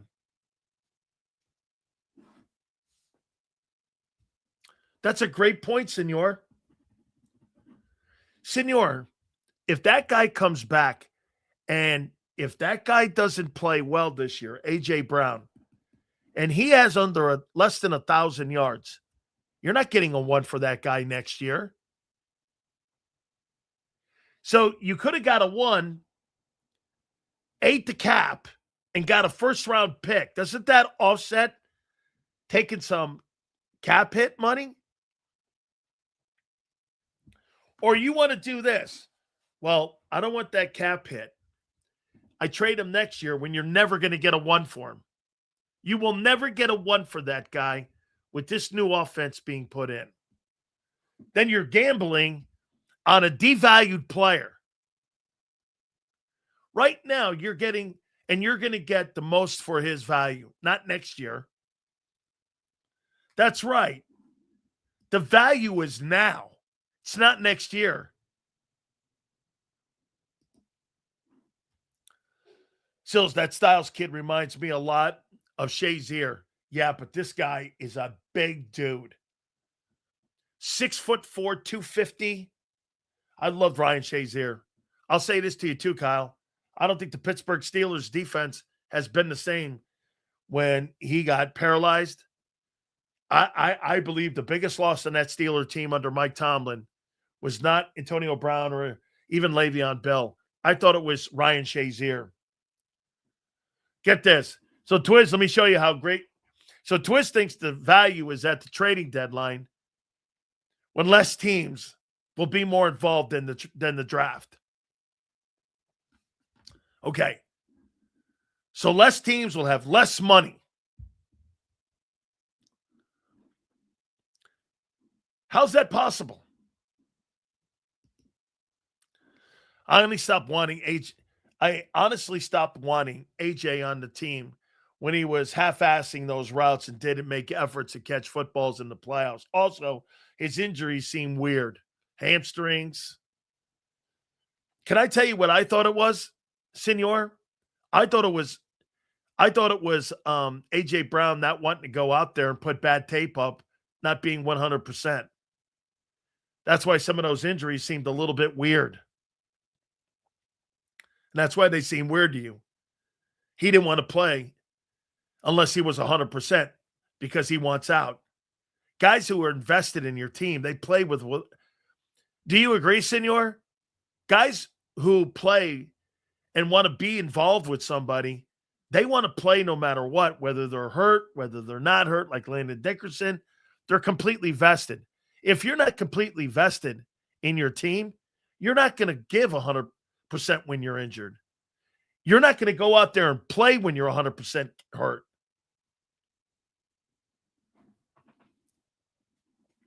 Think about it, though, Charles.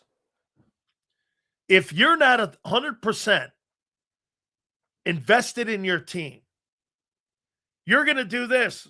Well, I got to put good tape up because I want people to see me in really a great light. And if I'm not 100%, let's say I'm 80%, I'm not going out there and playing 80%. I'm going out there because I want people to see me maximum. But when you're a guy that's really vested in your football team and you want to be here, what you'll do is you'll play through injuries. Because the team knows you're giving 100%, like Landon Dickerson or Cam. Hey, do you want to hear something about Cam? You know why Cam Jurgens is a guy you want to give a second opportunity to? Cam Jurgens put his body and his ass on the line, and it cost him 2026 or 25 on him not having a good year and him being injured. He put his ass on the line. Landon Dickerson, same thing at 25. In the 2024 season, him and Cam put their asses on the line. They were banged up, but they were completely vested in the football team.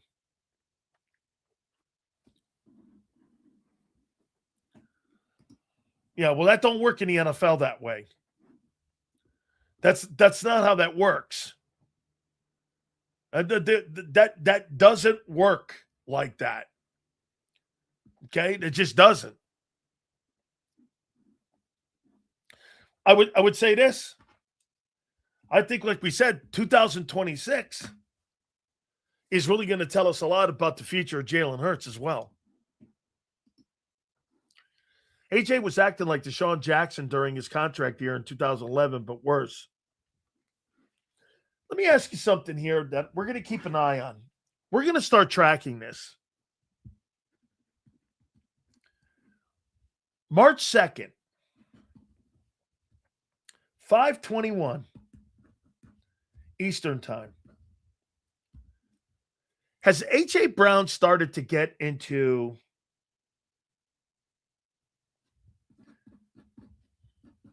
the A.J. Is A.J. Brown starting to get into the Terrell Owens zone of hurting the team?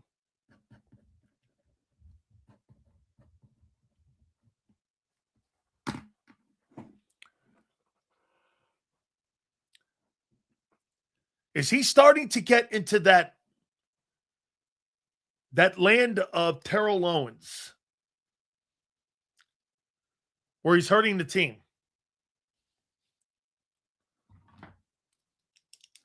Pretty funny for a guy that's still under contract. He's the center of conversation all over the NFL and all over the combines and on every major network.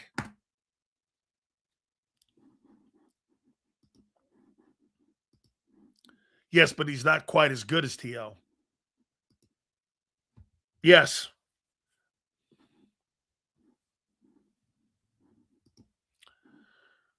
Ricky Henderson was like that. He would not play unless his legs were good. He called them his Jets.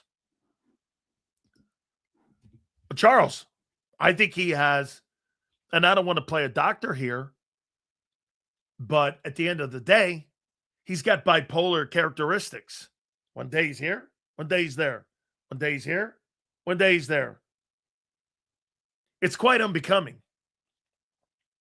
Was it that Terrell Owens? You didn't know what TO you were getting.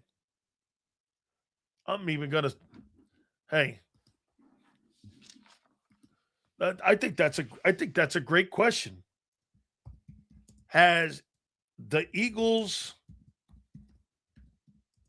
A.J. Brown, become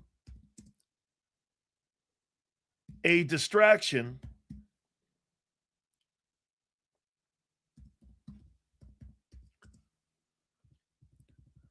has it become a problem like Terrell Owens did? Was Terrell like Terrell Owens was?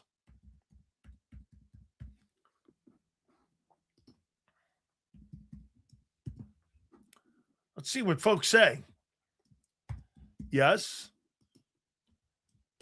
No. I'm not even going to give the option of.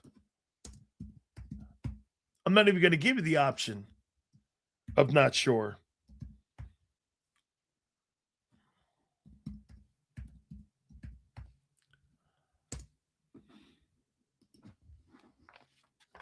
Let's see what we do here.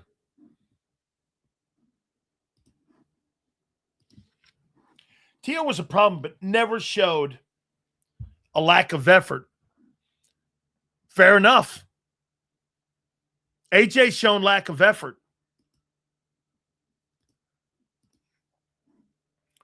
We only tried to tell you. AJ acted like a child, but he's too talented to give up on. Locker room seems to love him, and he was the only one who had the stones to speak out. He was tired of the offense. Well, that means he's tired of the offense, and well, dude, so wait a minute. Twiz, he's tired of the offense under Kellen Moore, and he's tired of the offense under Kevin Patullo. Or was he tired of the quarterback? He's had two different coordinators in 2 years also. F that. Now, They want to change the offense. AJ and Goddard want to go. Okay? Fans are already starting. AJ Brown has become a problem like Terrell Owens was.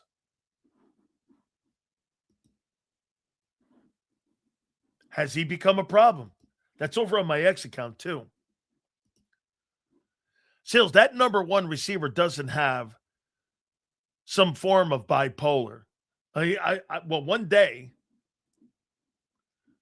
he's here. One day he's here. T.O. never tanked. Showed up on a broken foot. I happen to agree with you, dude. I don't ever remember Terrell Owens. I don't ever remember Terrell Owens being like that. I happen to agree with you 100%. I think Terrell Owens, absolutely. I think he always played hard.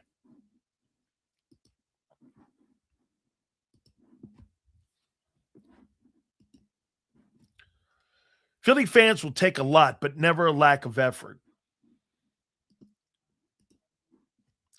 I just don't get it. You got a chance to win a championship, be quiet. Dude, that's not how players think. They don't think for the betterment of the team. Those days are gone. The modern day player is a brand into himself. He's a business. He's a vehicle for the team to succeed. And you're hoping that vehicle fits with what your concepts are as a team. The money, these people are corporations today. Think of this. How many $32 million companies do you know personally? A.J. Brown's a $32 million a year business. His agent, his advertisers, his sponsors, the things he does with his podcasting. He's a business. This guy's a $45 million a year business. You're talking about the betterment of the team?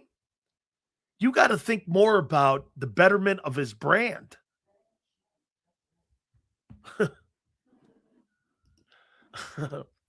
Look at Justin Jefferson this year. He really has a bad quarterback. My wife's goofing on A.J. Brown. Guy makes $32 million. I got 14 cents in my pocket. You know that commercial, what's in your wallet? Nothing.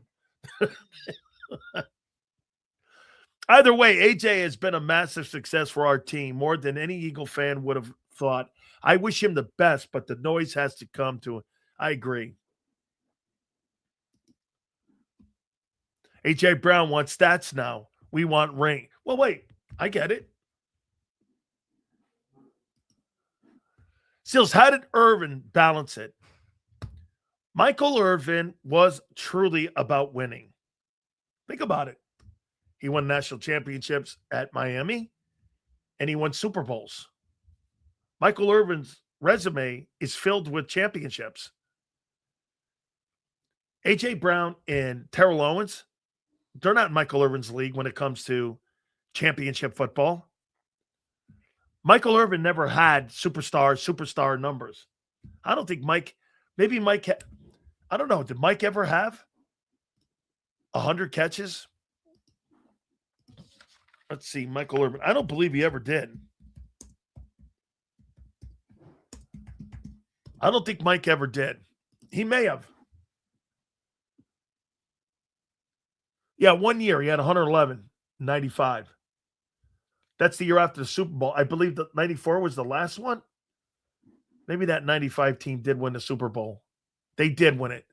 The last Super Bowl they won, he had 111 catches and 1,600 yards. But remember something. He was the primary target. Alvin Harper was the other guy. And Alvin Harper was okay. But Michael Irvin was the main focus of that offensive passing attack. Big difference from Coach Jimmy Johnson to Nick. Yeah, because Jimmy picked the staff and the players on the team. Every single thing about those Cowboy teams, Jimmy picked. It is a good question. Michael Irvin's just a different mentality. Mike wanted to win. Mike's about winning. Now, he wanted the offense to go through him. I'll take that back. You know the difference that I think that Michael Irvin has over AJ? AJ doesn't appreciate that the offense went through Emmitt Smith when Michael Irvin. As long as the passing game went through him, and I think that's probably more the problem with AJ. The passing game doesn't go through AJ Brown. There's times they completely go away from him. Michael Irvin explained it to you here. Passing game better go through me, and it doesn't. It goes through Nick's system. There lies your problem. The problem in Dallas was Michael was cool with Emmitt. I mean, and he realized that Emmitt was one of the greatest, if not the greatest running back of all time. So he had no problem with that, as long as the passing game went through him. He told you that. Well, the passing game doesn't go through A.J. Brown. It goes through Nick's system of doing things. That's what it goes through. All right, let me pay some bills here. Our great friends at Morgan & Morgan, the number one injury law firm in all of America for a reason. I mean, folks, without a doubt, they are the absolute best when it comes to defending families like yours. I tell you about the family in Pennsylvania where they initially got $650K. They ended up getting nearly $30 million in settlement. Folks, this will be the easiest decision you make. It's family run, family owned. There is nobody like Morgan & Morgan. Do me a favor, go to forthepeople.com/big sales or pound law 529. That's FORthepeople.com/big sales or pound law 529. And do me a favor, you tell them Big Sales sent you. There's a reason Detective Johnson is the gossip king. Oh, did you hear? Jackie and Tom are getting a divorce? Sad. Well, I heard that Ashley Had work done on her face? Yeah, oof. Just like there's a reason Morgan & Morgan is America's largest injury law firm. Injured? With over $25 billion recovered for our clients, there's a reason to go big. Bathroom? Okay. Morgan & Morgan, America's largest injury law firm. Oh, okay. Ignite your nights with free live entertainment daily, only at Live Casino and Hotel Philadelphia's Center Bar. 7 days a week, enjoy some of the region's top party bands, performers, and DJs as they take the stage in the heart of the casino action. Great cocktails, live music, and lively moments. It's all happening at Center Bar at Live Casino and Hotel Philadelphia. Visit livecasinophilly.com for more details and the complete list of upcoming events. Must be 21 or older. Gambling problem? Call 1-800-GAMBLER. This is Eric. When he got injured in a car accident, he called Morgan & Morgan. He not only gets a lawyer, he gets trial lawyers like Sam and Jessica, who are in it to win it. He gets his own investigators with briefcases, leather ones. And if you ever have questions, our customer service folks keep things rolling. Injured? We're your army. Morgan & Morgan, America's largest injury law firm. Welcome to the Jet Setters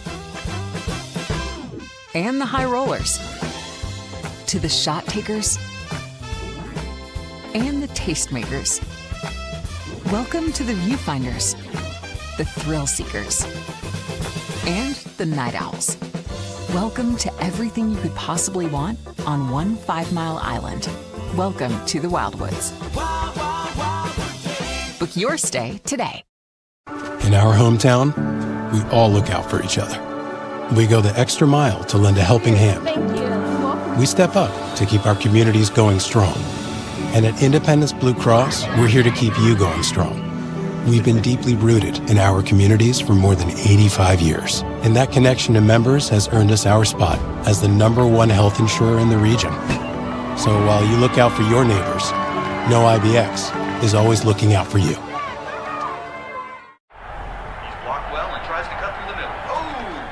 Your gut says Miami is going to win, and you should take the over. Your gut also said your NFT selfies would only go up in value. They didn't. But your head is on Sports Grid and knows the QB is in concussion protocol. The backup has a 45 QBR against the zone coverage. The New York D has the most sacks in the league. So yeah, trust your head. It's smarter to be on Sports Grid. Eagles. Eagles.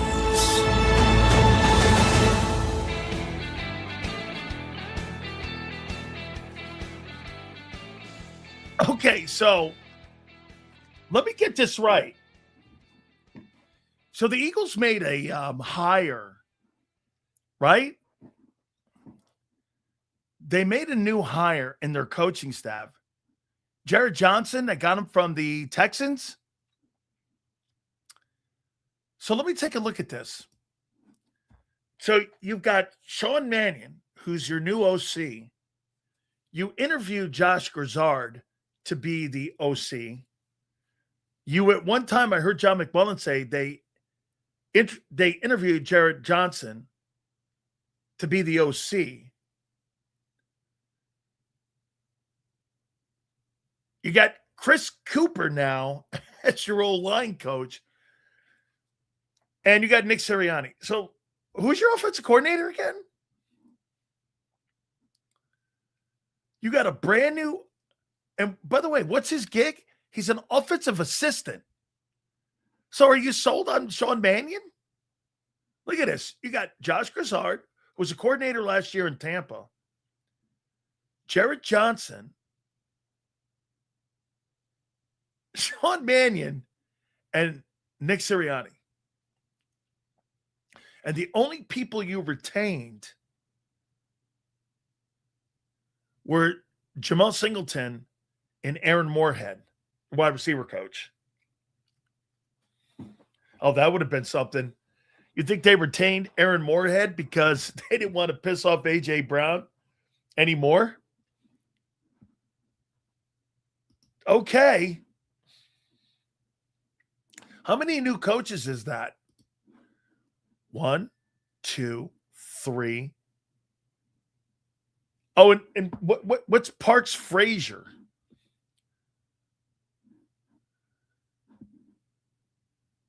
Let me see here. Parks Frazier is the quarterback coach who was the passing game coordinator for Kevin Patullo, right? I'm just trying to keep up with the new hires. Yeah, I'm just trying to keep up with everybody. Let me see here. Jared Johnson to the 2026 staff. The Eagles will be adding Jared Johnson to the team's coaching staff. I'm reading out of. Oh, this is John McMullen. Johnson, C.J. Stroud's quarterback coach in Houston over the past 3 years, was one of 17 candidates to interview for the OC job in Philly. Came down to one of the finalists. Former Texas A&M quarterback who went into the 2011 NFL draft undrafted and spent some time in the Eagles training camp. Johnson also interviewed for the Philadelphia Eagles OC job in 24 when it went to Kellen Moore. Moore ultimately was hired. Johnson is the third finalist for the OC job hired for the 2026 staff, joining Mannion and Grizzard, the former Bucs OC, who was named the Eagles passing game coordinator. Johnson experiences at the quarterback position, both as a player in college and while trying to break through with 6 NFL teams. Also played in the USFL, the Arena Football League in Canada. Sounds like Big Sills. He also the assistant quarterbacks coach in Minnesota in 22 before getting the job. He was there with Cousins. I'm assuming 22 he was with Cousins. I think Cousins was there. He recently moved on from the Texans after troubling regression by Stroud in the playoffs. Let me tell you this. One of the things that they're doing in Houston, and I think one of the things that they're doing wrong in Houston with Stroud, I think they're moving too many coordinators around him too. And I don't think he has the skill set to be able to adjust to all those changes. I'm not sure I'm against all these hires. It's not that you have to be against all these hires. Who the fuck are they? If the OC consistently remains to be a glaring issue for the offense, C+ grade, right? then fuck it. Let's hire 5 of them. But my question to you, Reyes, is that you at least had Jeff Stoutland in the room. You had an experienced offensive line coach. You guys want to give a first-round pick to a guy who's been okay as an offensive line coach. None of these guys. So listen, I don't mind giving new guys opportunities. Does it have to be the entire offensive staff? Like everybody. I mean, they're not the same guys. It's an entirely different offensive coaching staff. Get this. See this here? So here, won't know if they could shoot. Okay, well, wait. So here, let's keep this thing up here with M. Reyes here. You don't know if A.J. Brown is back. You don't know if Goddard's back. You don't know if Jalen Phillips is back. You don't know if Nakobe Dean's back. And you don't know if these coordinators are going to work. How do you feel?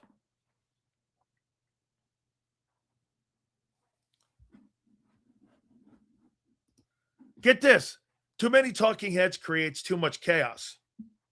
I'm not creating chaos. I'm commenting on what you're doing. You tell me then. I mean, I'm only pointing out what you're doing. I'm not even saying, I'm just saying, then again, I had the same conversation with you a year ago. Who is this dude? You guys told me Kevin Patullo would be a great hire. M. Reyes said it too. It'd be a seamless transition were his words. Those were his words.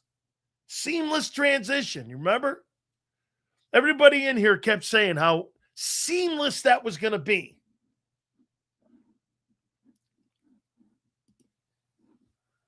No, so I meant having too many coaches trying to run that too. Yeah, but I don't think Nick's going to let that get in the way. So M. Reyes has now lowered standards to playoffs. Fair enough. Congratulations to you. You're the Carolina Panthers now. You played as many weeks as they did. Made the playoffs to get sent home. James, they played as long as the Carolina Panthers did. I mean, woohoo, man. You played as many weeks and you played one more week than the Cowboys did.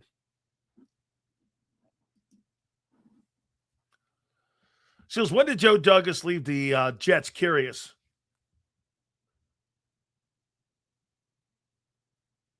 At the beginning of the 24 season, I think he was out in the offseason.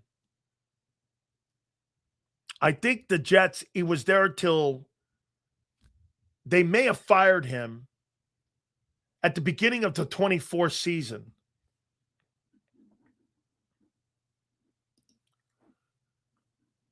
Right. Sad Panther looked better. Well, they beat the Cowboys. They beat the Packers. They beat the Rams. They had some pretty good wins on that schedule. Joe Douglas left the year they fired Saleh. That's right. By the way, I thought that was a mistake. However, I don't believe Joe Douglas fired him. I happen to believe that was a Woody Johnson fire. Hell, the Panthers look better than the whole East, and they were under 500. By the way, they gave that Rams team in the playoffs. What was that Rams playoff Carolina game? It was last possession, wasn't it? They played the Rams tougher than the Eagles played the 49ers, and that Rams team was better. What was that Carolina score? Carolina versus Rams playoff game.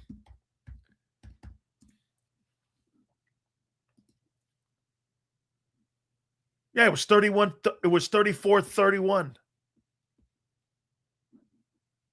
It was 34-31.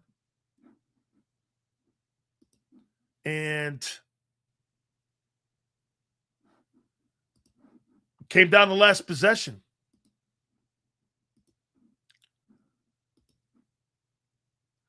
Young was 21 of 40 for 264 yards in the ball game. That Jalen Coker kid had 134 yards rushing. Stafford had 304 and 3 TDs. Puka Nacua had a 111. They did a great job at holding the run down. Had 117 yards rushing. But, I mean, Carolina wasn't a very good football team. They were 8-9. And they had already a couple weeks earlier, they had beaten the Rams.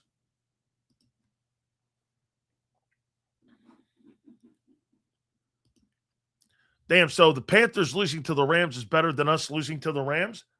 No, the Panthers losing to the Rams is better than you losing to the 49ers, who were a shit playoff team. Yes. Unless you think better. Well, you think the 49er team was better than the Rams?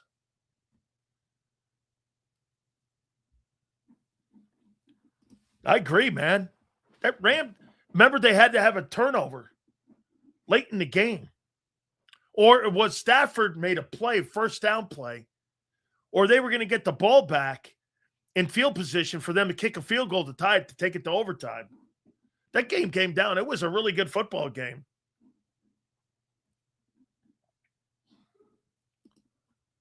Trying to see if their correlation when we started drafting good. When Joe Douglas was in the building in Philly? Well, that's a really great point. But I thought the Jets drafted well with Joe Douglas. I thought that here.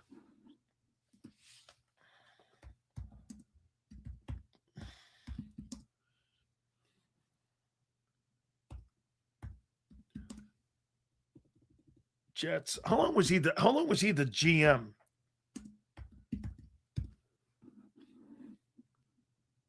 He served as the GM for 5.5 years. I believe from June of 2019, I think, to 24. And from 2000, yeah. So the Jets drafts.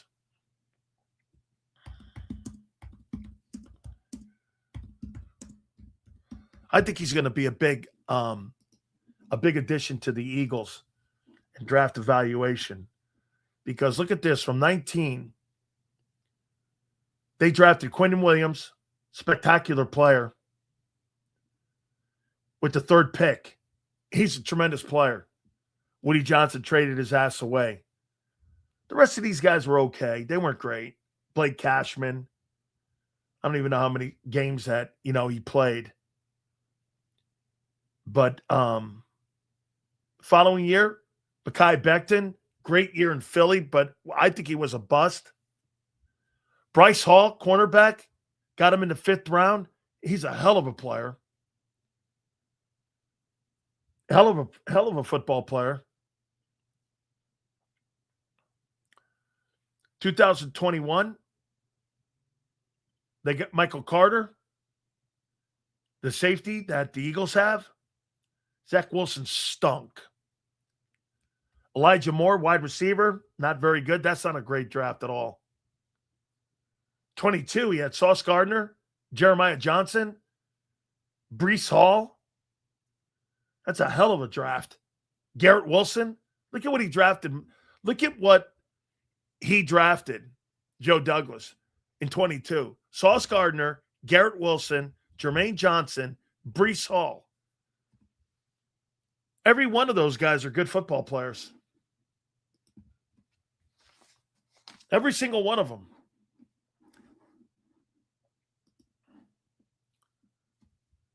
'23, not a very good draft. His last draft, I believe, was 24. And that was also not a very good draft. And I don't believe that in this, even after him, this draft that the Jets, they're terrible in drafting. I mean, These picks are terrible. Geno Smith, Demario Davis, Mark Sanchez, Vlad Duchessis, Massachusetts kid, who I know he's from Connecticut, Stanford, actually. The Brickishaw, when they were good, 7, they got Revis, the Brickishaw Ferguson, Nick Mangold. That's during the Rex Ryan years. Mike Nugent. They haven't drafted good in about 15 years. All these examples are reasons why I feel that on-the-field talent is necessary in an AJ trade. We can't risk a bust. Joe Douglas, I mean, I think Joe did a really nice job when he was here, and he was spotty. His best draft, he was there from 19 till 24. Quinnen Williams, great pick. Bryce Hall, great pick the following year. Braden Mann, the punter, not bad.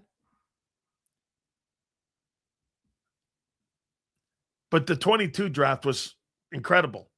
Sauce Gardner, Garrett Wilson, Jermaine Johnson, Breece Hall, all home runs. You can even make the comment that Jeremy Ruckert was okay.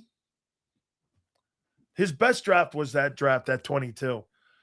But again, the Jets have traded all these guys away now. Sauce Gardner's in Indianapolis, and Quinnen Williams is now with the Cowboys.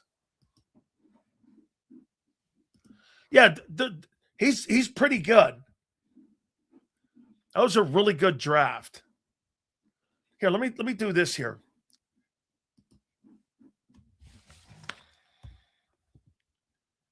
Eagles.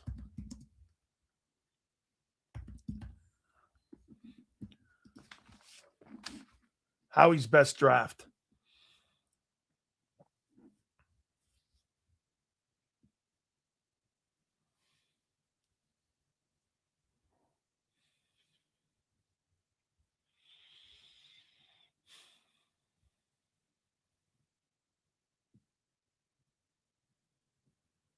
Howie's best draft.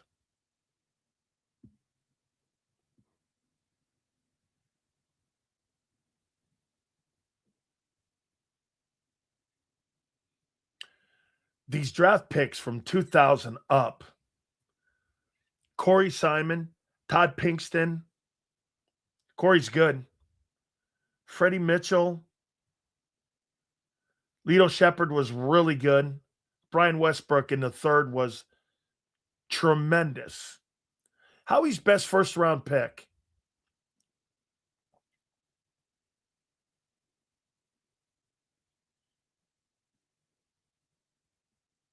He didn't draft Lane.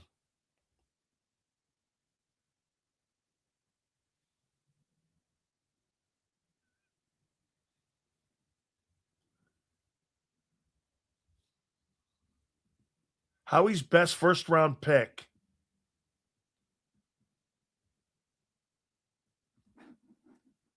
If you had to put, who would be Howie's best first-round pick?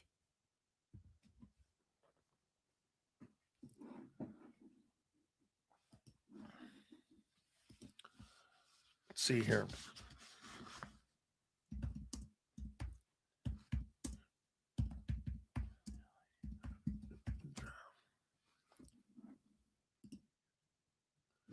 Chip Kelly's the one that drafted Lane Johnson.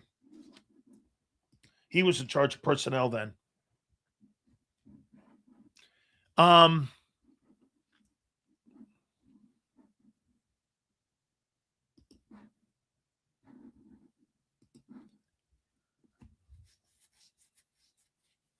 going to go Quinyon Mitchell. His best second-round pick is clearly Cooper DeJean. Cooper DeJean better than Landon? Yes. Wait, no. His second is Hurts. Hurts is more valuable. he's a better player than Cooper DeJean. Even though Cooper DeJean is a spectacular player, you drafted a quarterback in the second round. So Hurts is a more important pick than Cooper. Howie's best third-round pick?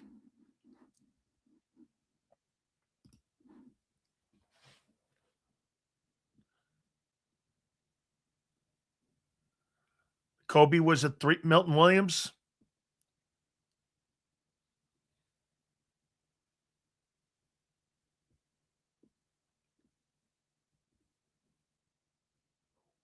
Milton Williams is Howie's best third-round pick. Milton Williams. I take him over Dean. I take him over Steen. I would take him over Hunt now.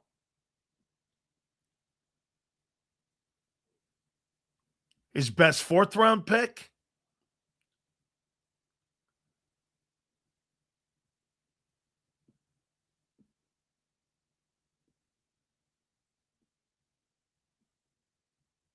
Fonte Maddox.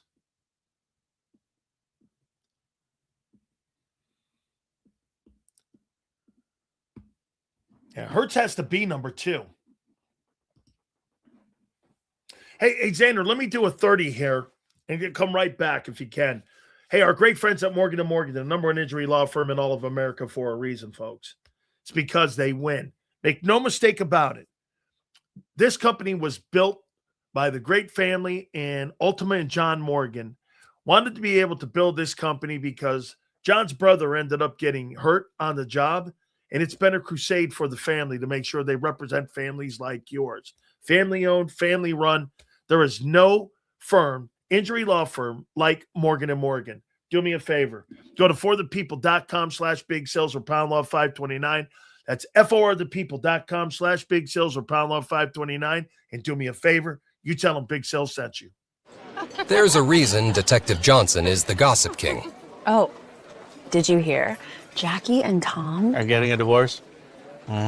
Sad. Well, I heard that Ashley had work done on her face? Yeah, oof. Just like there's a reason Morgan & Morgan is America's largest injury law firm. Injured? With over $25 billion recovered for our clients, there's a reason to go big. Bathroom? Okay. Morgan & Morgan, America's largest injury law firm. Oh, okay. He didn't draft Lane. Chip Kelly drafted Lane Johnson with the 4th overall pick in the 2013. His first as Philadelphia Eagles head coach.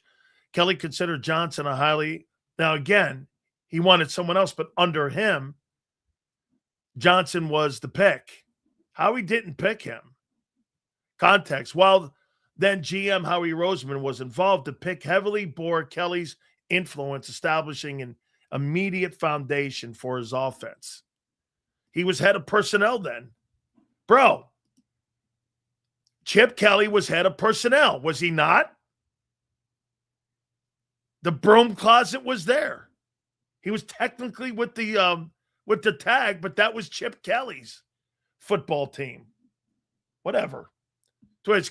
Keep trying to change history. Next, you'll be telling me they drafted Jalen Hurts to be the ultimate starter. I know who he wanted. Technically, I'm not debating it. Chip Kelly had total say of the football team in 2013. Yes or no?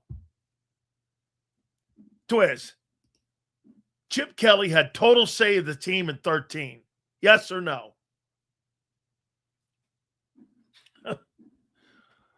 We shall see tomorrow.